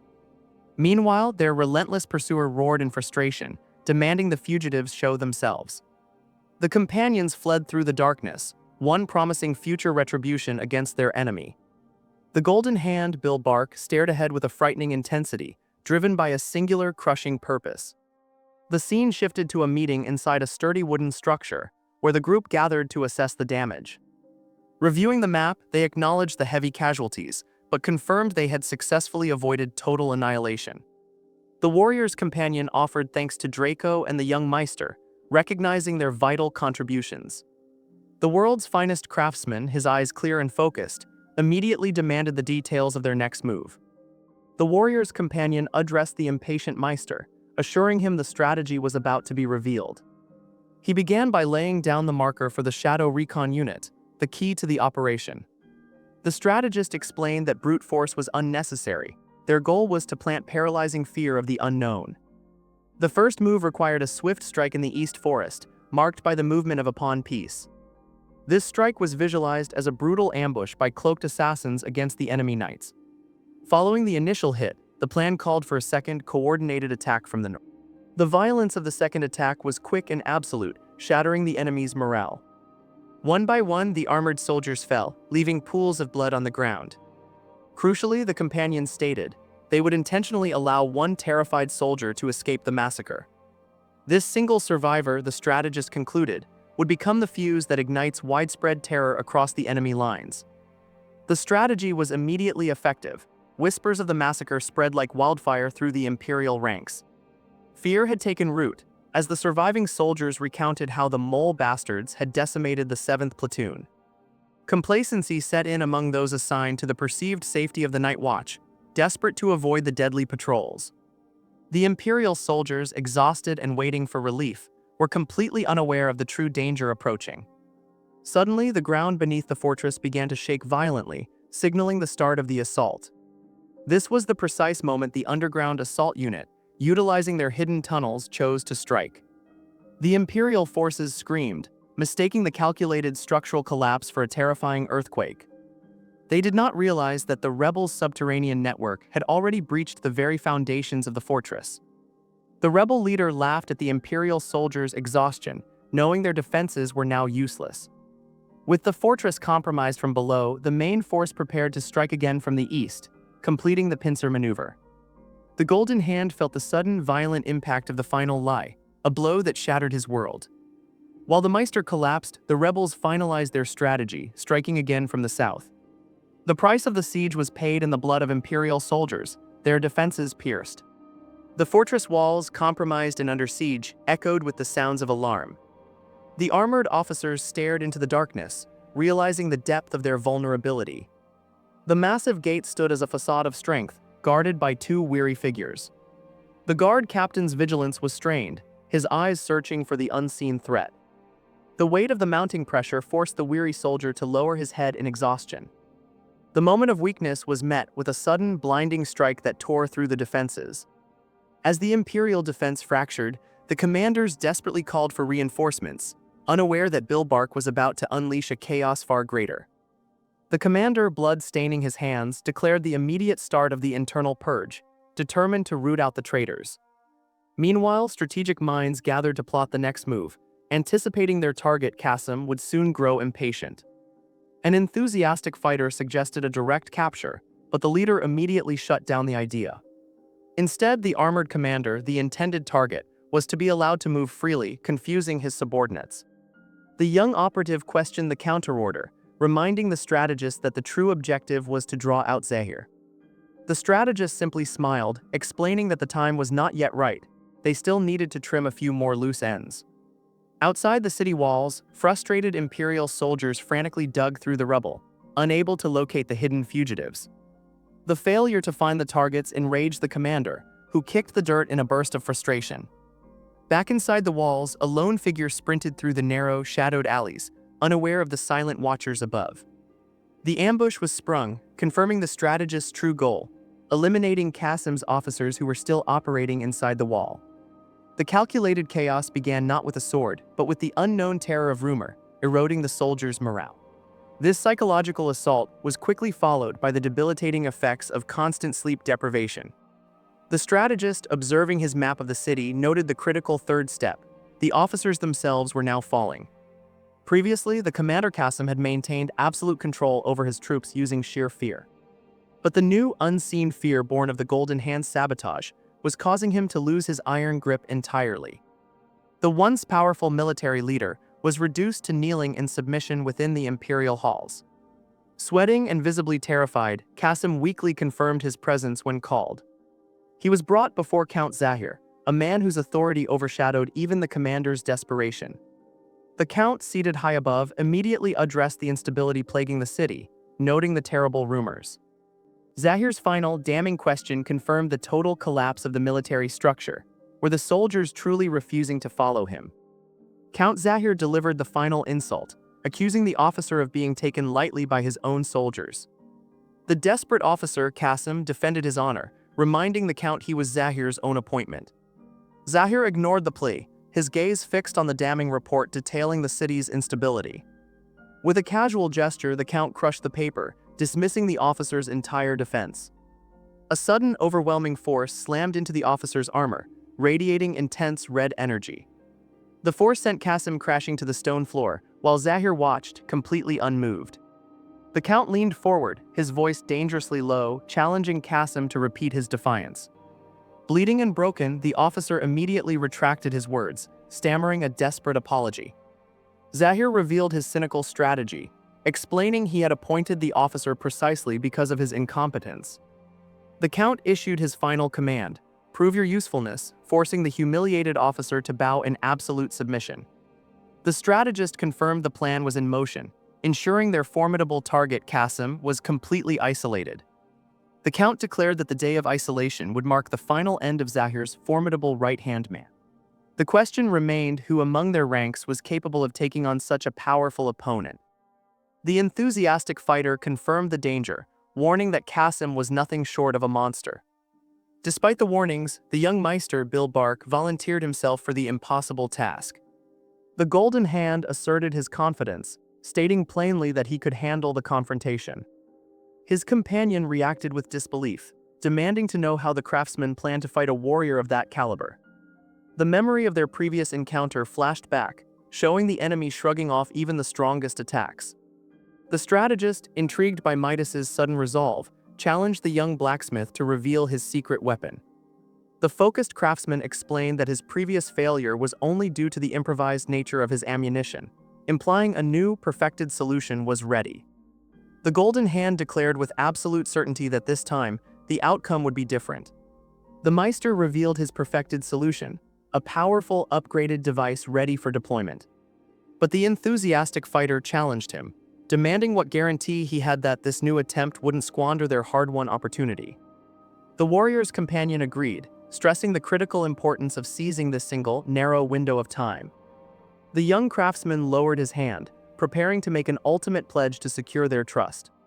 Looking up, Midas specified the terrifying collateral he was willing to offer. He vowed that if his perfected weapon failed, he would sacrifice the very hand that made him the world's finest craftsman. With the stakes established, the allies gathered around the map to finalize the details of their dangerous strategy. The enthusiastic fighter, stunned by the severity of the oath, immediately rejected the impossible price.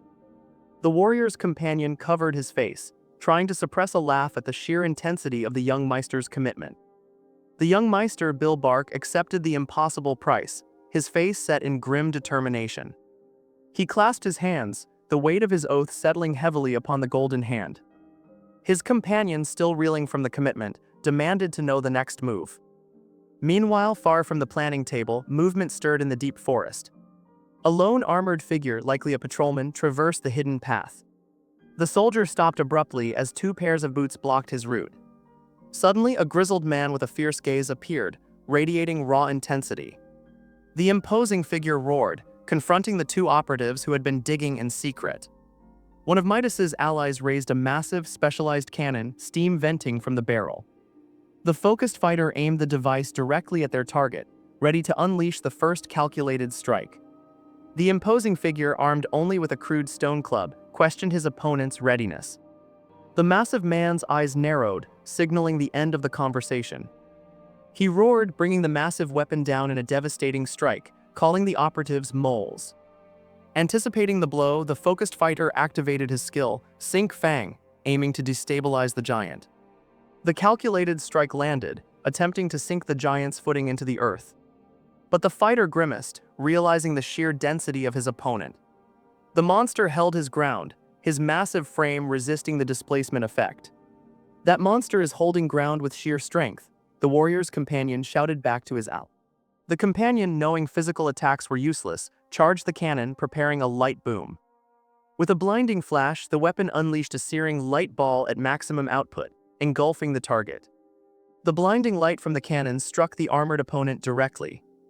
He managed to shift his posture, attempting to minimize the searing impact of the blast. "Phew, I avoided it," the man muttered, confident in his defense against the energy weapon. But his momentary relief shattered as a greater, shocking consequence dawned on him. The light ball had carved a massive, smoking crater into the battlefield below. The enthusiastic fighter stared, bewildered by the sheer destructive power unleashed. The armored opponent rose from the dust, identifying the smaller fighter as the true source of the magic tool. "You're looking down on me," the young fighter bristled, fueled by indignation at the insult. He immediately abandoned ranged attacks and rushed the heavily armored foe. The determined companion gripped his weapon, reminding the enemy that even his shovel was sturdy enough for battle. The warrior's companion screamed a desperate tactical warning, "Do not block the blow." Confused by the sudden urgency, the enthusiastic fighter hesitated, looking up just as the heavy club descended.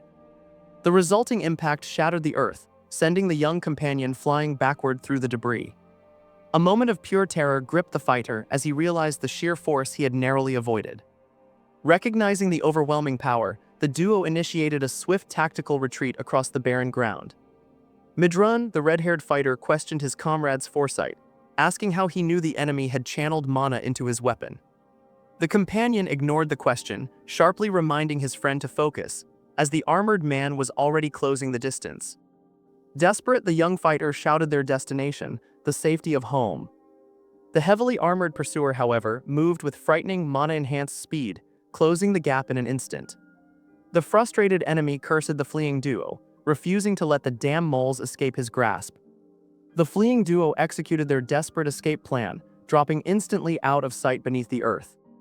The enthusiastic fighter, refusing to be trapped, unleashed a blinding burst of fire magic, shouting "Fire Boom." The resulting explosion propelled the pair high above the ground, buying precious seconds of distance. The pursuing guard captain was caught in the shockwave, thrown backward by the sheer force. The armored officer roared in pain, realizing the intensity of the heat was far beyond a standard attack. But the young fighter quickly assessed the damage, noting that standard output was proving ineffective against the heavily armored target. Meanwhile, the warrior's companion knelt, desperately preparing the ground with a shovel for their next maneuver. With a shout of ground pop, the companion triggered a massive upheaval, launching them skyward once more. Despite the evasive tactics, the relentless guard captain locked onto their trajectory, his focus absolute. The brutal commander surged forward with frightening speed, determined to capture the fugitives before they could reach safety. The companion, eyes blazing with singular focus, screamed the destination: home. They plunged back into the earth, attempting to escape the relentless pursuit through rapid tunneling. The brutal commander, however, was not fooled, sneering at their attempt to hide like moles. The armored officer channeled immense force into his leg, preparing to shatter the ground beneath them. A massive shockwave erupted, forcing the fugitives violently back to the surface. The young Meister and his guide were thrown into the open, momentarily stunned by the sheer power of the attack. The guard captain roared, demanding the filthy little moles stop hiding and face their capture. Frustration etched onto his face. The companion realized their current evasive tactics were useless against this brute. With a desperate shout, the knowledgeable fighter launched himself fully from the hole, ready to confront the threat directly. Watching the aggressive maneuver, Bill Bark's eyes widened, the weight of the danger finally settling on the betrayed mourner. The companion charged forward, forcing the massive, spectral warrior to focus its attention. Before the blow could land, the enthusiastic fighter intercepted the giant, launching himself into the air with his axe. Grinning fiercely, the knowledgeable fighter declared himself the brute's true opponent. The warrior's companion looked up, momentarily stunned by the sudden, aggressive maneuver. Meanwhile, the world's finest craftsman was confronted by a companion who questioned his complete ignorance of mana manipulation. Bill Bark, the betrayed mourner, confessed that he actively avoided the violence of the Colosseum, preferring to focus only on his craft. The young Meister admitted that all his vast knowledge of structural integrity was derived purely from theoretical books. His companion stared, utterly bewildered that the famous blacksmith had never witnessed practical combat applications. The man burst into laughter, declaring the Golden Hand's purely academic approach both naive and utterly extraordinary. The awakened analyst internalized the shock of the revelation, realizing the commonality of the mana manipulation he had only just begun to perceive. The companion explained that such precise control of energy was not common, even among seasoned fighters. He added that this level of manipulation was only achieved by those of officer rank, as a brutal fight unfolded nearby. The red-haired captain, armed only with a shovel, shouted his resolve to hold the line against the armored giant. The officer focused every ounce of his mana into a single, desperate attempt to block the crushing blow. The captain analytically distributed his energy, 80% to the point of impact, 20% to his stance. The heavy strike landed, and the Golden Hand watched the raw, explosive consequence of the collision. The captain managed to hold the line for a moment, forcing a strained smile of brief victory. But the sheer force of the impact was too great, tearing through his defense and overwhelming the fight. The armored opponent capitalized instantly, driving a vicious knee into the captain's exposed butt. The brutal reality of combat, where analysis failed and strength prevailed, was hammered home to the world's finest craftsmen. The armored opponent pressed the advantage, unleashing a devastating strike that tore up the earth. The enthusiastic fighter Draco was thrown back, collapsing onto the scorched ground. Defeated and stunned, the knowledgeable fighter could only question how his analysis had failed so completely. Meanwhile, the warrior's companion realized the truth. The initial blow had been nothing more than a calculated feint. The opponent had never concentrated mana in his club. The true, devastating strike came from his right foot. The impact confirmed the companion's sudden realization, showing the raw power channeled through the ground. The brutal commander stood triumphant, mocking the companion as the last remaining magic tool mole. The companion knew that to deal damage, his weapon required high output, but the magic bullets took precious time to charge. With Draco down, the companion was isolated, realizing no one was left to buy the time he desperately needed. He gripped a small, sharp tool, knowing his left arm couldn't block the incoming club, but perhaps this final item could change the outcome. The isolated warrior's companion stood his ground, the light of his charged weapon blazing against the dust. His opponent, a brute confident in his strength, scoffed at the display of swordsmanship. The brute dismissed the threat, believing his raw power would incinerate any skill before him. With a roar, the massive club descended, meeting the desperate upward strike of the young fighter. But the companion was already moving, channeling the explosive energy into a targeted crimson thrust. The small device, a compressed magic cannon, fired a rapid fire boom, expending only 20% of its limited output. The resulting blast tore through the air, momentarily separating the combatants in a furious cloud of smoke. The surprised brute stared up, unable to comprehend being thrown back by such a seemingly insignificant attack. He demanded to know how the pipsqueak managed the feat, questioning why the fighter's blade remained unbroken. Ignoring the taunts, the warrior's companion capitalized on the opening, unleashing a devastating ice boom to freeze the momentum. The brute, enraged by the momentary distraction, cursed the warrior's companion. The knowledgeable fighter realized the opponent would soon shatter the ice, demanding immediate action. Ignoring the risk, the fighter committed to a full-speed attack, aiming to cut the armored officer down. But the enraged brute recovered instantly, swinging his massive stone weapon in a brutal counter. The force of the impact sent the warrior's companion reeling back through the air. The brute's crude weapon slammed against the unseen defense, met by a fierce, brilliant blue resistance. The defensive gear, forged by the Empire's youngest Meister, held firm against the crushing force. Instead of breaking the fighter, the rebound effect shattered the brute's own weapon, throwing the officer backward. The brutal commander staggered, sweat pouring down his face, unable to comprehend the failure of his attack. Meanwhile, a new observing figure chuckled, confirming that the world's finest craftsman had indeed forged next-level weapons. The warrior's companion gripped the blade, his focus absolute despite the intense pressure of the fight. Confident in the craftsmanship of the golden hand, the fighter knew even mana-infused defenses could be breached. The knowledgeable fighter prepared his final move, intending to exploit the commander's structural weak points exclusively. The brutal commander staggered back, clutching his side in disbelief, realizing he had actually been wounded. "By that brat," the armored officer raged, unable to accept defeat against a seemingly inferior opponent. The companion moved with blinding speed, the force of his strike shattering the ground beneath his feet. Despite the injury, the commander stood tall, refusing to yield to the weapon forged by the Empire's youngest Meister. The companion's eye narrowed, the strain of the battle pushing him to his limit. A tear of sweat traced his cheek as he prepared for the final exchange. Roaring in fury, the commander charged, vowing not to let his guard down again against the superior craftsmanship. The companion's eyes widened, recognizing the commander's desperate intent. The armored officer saw the blue wireframe of his own weapon, realizing its structural weakness had been exposed. Despite the brute force, the knowledgeable fighter moved like smoke, evading the massive, sweeping blow. A sudden, explosive counterattack fired from the companion's customized gauntlet. The commander barely managed to twist away, as the fiery blast erupted where his head had been moments before. The warrior's companion landed lightly, the dust settling around the superior craftsmanship of his boots. A cold, focused smile spread across the young fighter's face. The trap was set. He closed the distance instantly, driving his blade toward the commander's exposed midsection. But the thick, specialized armor of the guard captain held firm against the initial impact. Yet the impact triggered the secondary mechanism, sending the armored officer flying back in a concussive burst. The guard captain, reeling from the blast, realized the young Meister had anticipated his armor's defense. The sheer concussive force launched the armored officer high into the air. Shaking off the dust, the brutal commander fixed Midas with a glare of pure hatred. Driven by rage and humiliation, the captain descended, screaming a furious curse. The massive armored fist swung down with crushing speed toward the golden hand. The young craftsman met the attack head-on, his mind already calculating the structural weakness. With his analytical gift fully engaged, the awakened analyst instantly recognized the heavy blow as a mere feint.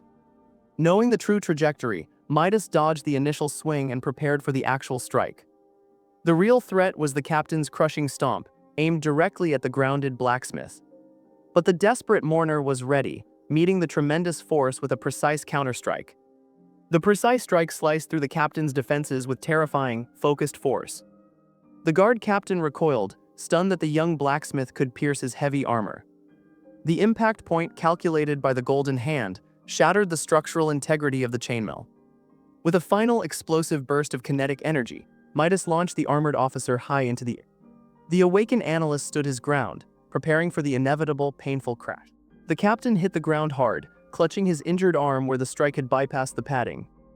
Enraged and confused, the brutal commander cursed the blacksmith, unable to comprehend the monolith's precision. Bill Bark considered the captain's confusion, confirming the success of his purely physical structural sabotage. The world's finest craftsman smiled, realizing the full, terrifying potential of his analytical gift in combat.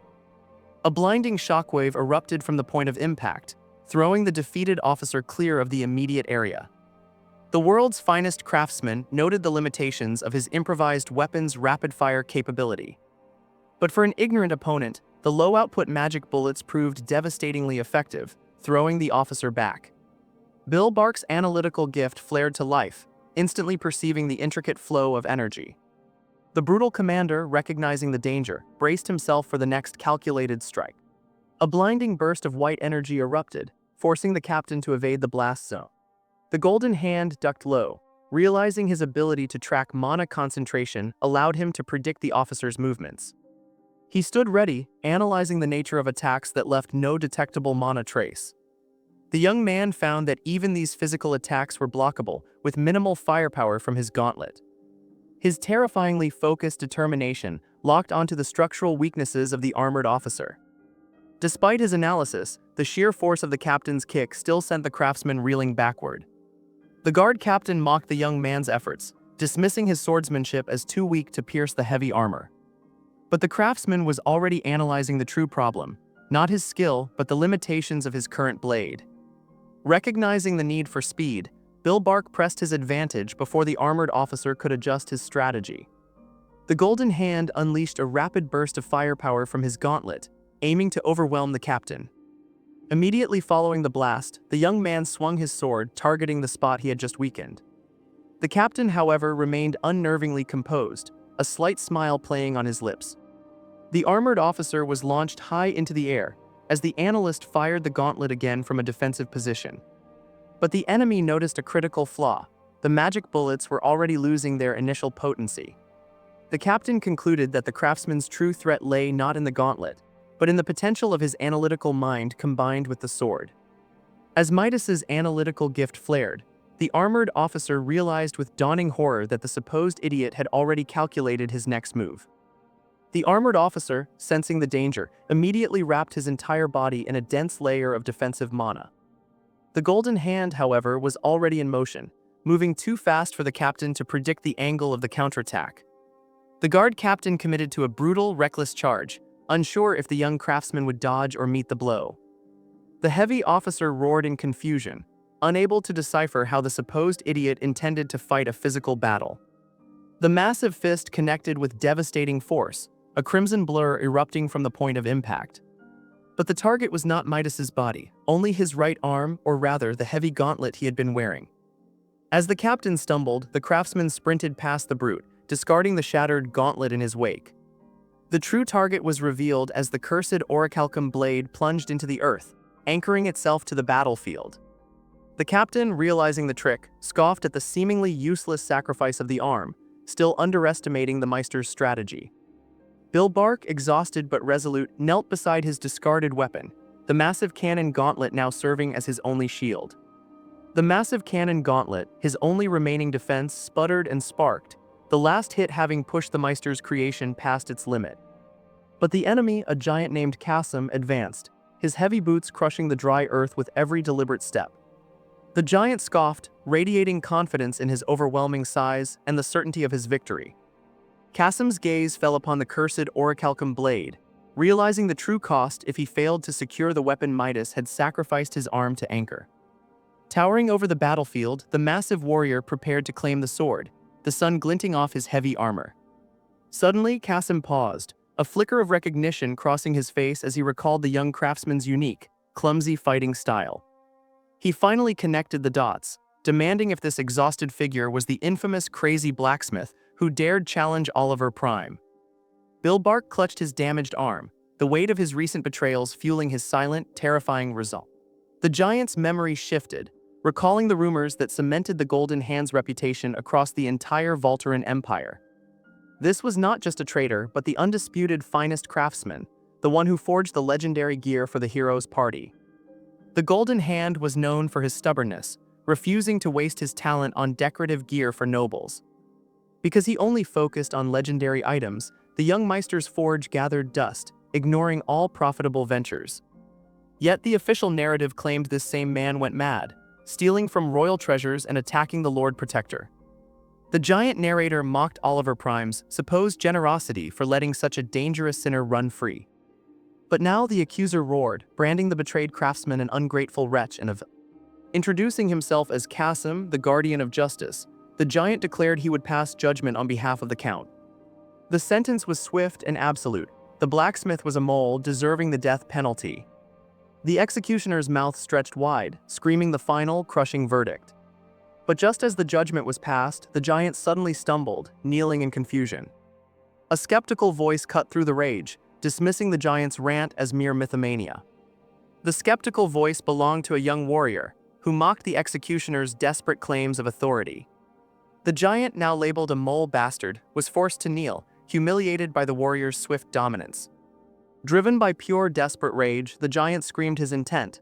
This was a summary execution. But the giant's true motivation was a desperate plea for recognition, kneeling before the powerful Count Zahir. He envisioned a life turnaround, dreaming of rising to power as the Count's adopted son.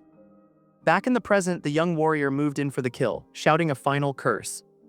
The movement was too fast. The giant barely registered the blur of the attack closing. Then a searing, blinding light erupted from the point of contact. The energy intensified, crackling violently around the source of the blast. The light consumed the giant's face, silencing his rage in a flash of overwhelming power. The blinding light of the unleashed power consumed everything in a searing flash. A vortex of raw, destructive energy and debris erupted violently from the impact point. The force of the detonation hurled the young Meister backward through the air. Even the heavily armored opponent was caught in the shockwave, sent tumbling away. When the dust began to settle, only a massive smoking crater remained where the blast had struck. The guard captain lay broken and defeated amidst the rubble, his armor cracked and useless. Through the haze of smoke and ruin, the betrayed mourner began his slow, deliberate walk away. Each step taken by the golden hand was heavy, yet utterly resolute. The world's finest craftsman, leaning on his blade, pressed forward through the remaining debris. The awakened analyst confirmed the calculated risk had paid off, securing his immediate, desperate escape. The golden hand confirmed the calculated sabotage, overloading the structure for a desperate, one-time explosive escape. Amid the settling dust, the awakened analyst stood over the warrior's companion, who was now trapped by the debris. The injured fighter glared up at Midas, spitting out the title of ungrateful criminal that the Empire had bestowed upon him.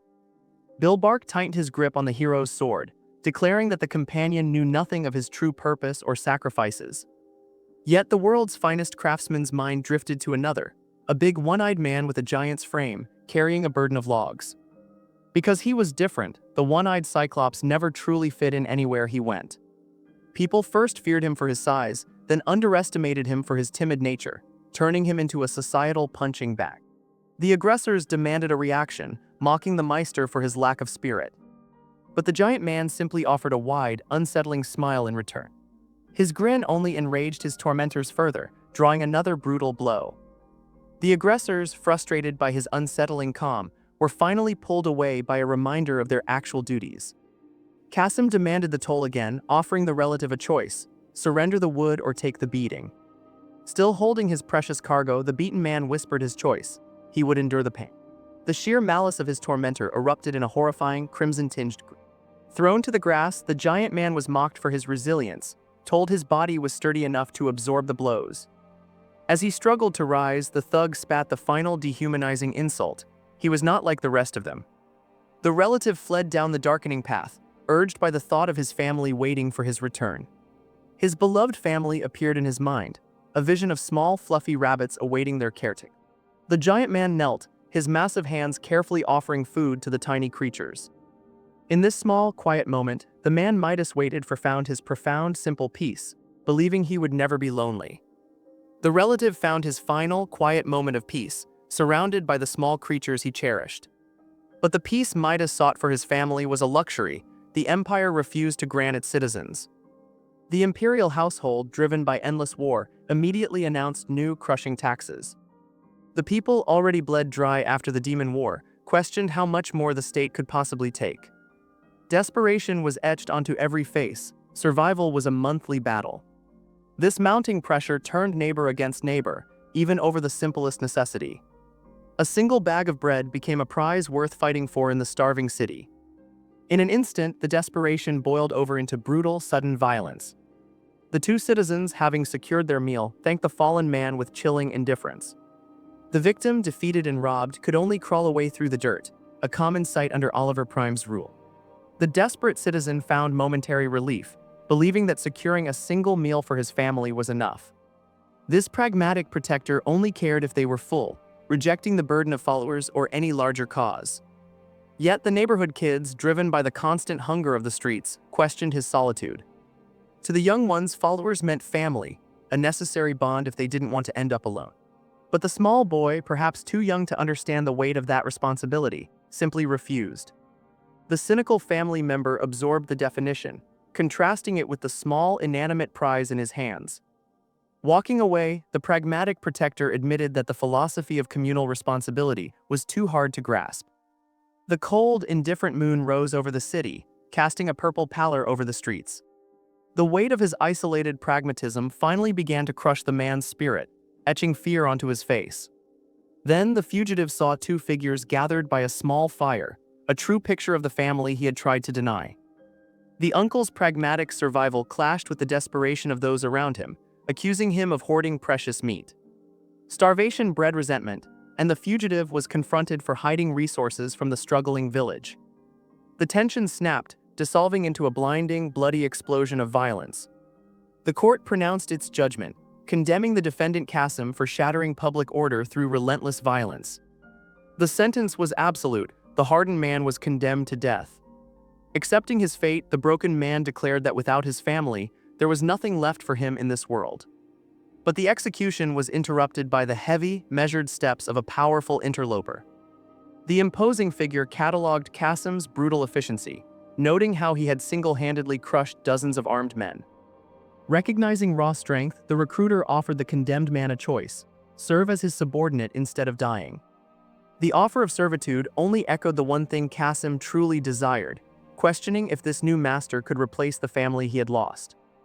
The recruiter, offering a new path, spoke of the strength found only in true family. The new subordinate declared his allegiance, immediately testing his loyalty against a formidable opponent. But the overwhelming force of his new master crushed Qasim's weapon underfoot. Driven by the memory of his lost family, the young warrior fought back with desperate rage. The blow landed, but Qasim realized his opponent was far from defeated, still radiating immense strength. Pushing past his physical limits, the desperate fighter commanded his exhausted body to move. A devastating strike connected, sending a shockwave of pain through the young man. The sheer weight of the descending attack threatened to shatter the fighter's resolve. A blinding explosion of power erupted from the impact point. When the light faded, Qasim stood defeated but unbroken, facing the man who had offered him a new purpose. The defeated fighter looked up, the blinding light of the shattered landscape reflecting the magnitude of his loss. But the conflict was far from over. A new figure radiating power entered the fray, acknowledging the strength of the vanquished. The battered warrior could only stare in disbelief, wondering who this terrifying new combatant could be. The blonde woman, a master of her own deadly skill, offered a condescending lesson on the necessity of true craft. Meanwhile, another rugged warrior stood ready, his face set in grim defiance against the overwhelming foe. She casually prepared her weapon, mocking the desperate tactics of her opponents as she prepared to strike. The powerful woman spun into action, issuing a lethal promise to eliminate every single enemy standing in her path. With terrifying speed, the combatant launched herself toward the remaining resistance. A brilliant flash of golden energy signaled the immediate and devastating clash.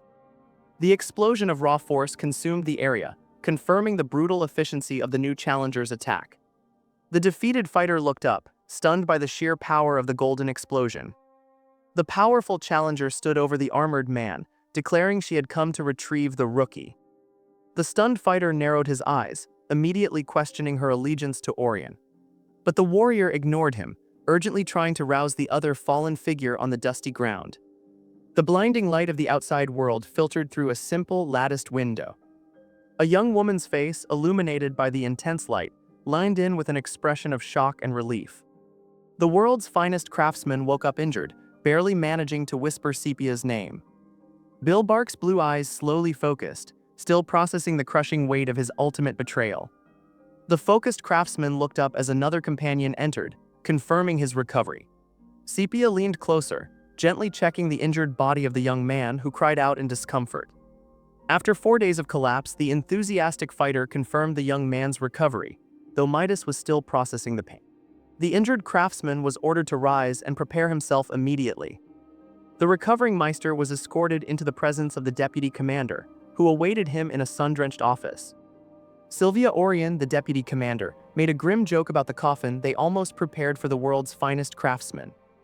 The awakened analyst recognized the officer, who then drove home the hard truth: he could not achieve his goals alone. As a reward for his recent actions, Orion offered the young man a choice of which unit he would join. The betrayed mourner hesitated, realizing he was completely ignorant of the available choices. The deputy commander quickly assured him that she would explain the military structures immediately. First, she detailed Varhin's Lightning Assault Unit, the frontline fighters designed to rip open enemy defenses. Following that was Lena's Shadow Intelligence Unit, masters of espionage and turning the tides of war from the shadows. The third unit was Zadro's Field Medical Corps, dedicated to healing the wounded and returning them to the fight. Next came Baskar's artillery engineers, experts who used explosives and traps to both open and destroy paths. Finally, the deputy commander detailed Draco's underground assault unit, masters of tunneling and collapsing enemy defenses. The deputy commander concluded her summary, recommending the young Meister choose one of these 5 powerful divisions. She leaned forward, asking the focused craftsman which path drew him in most.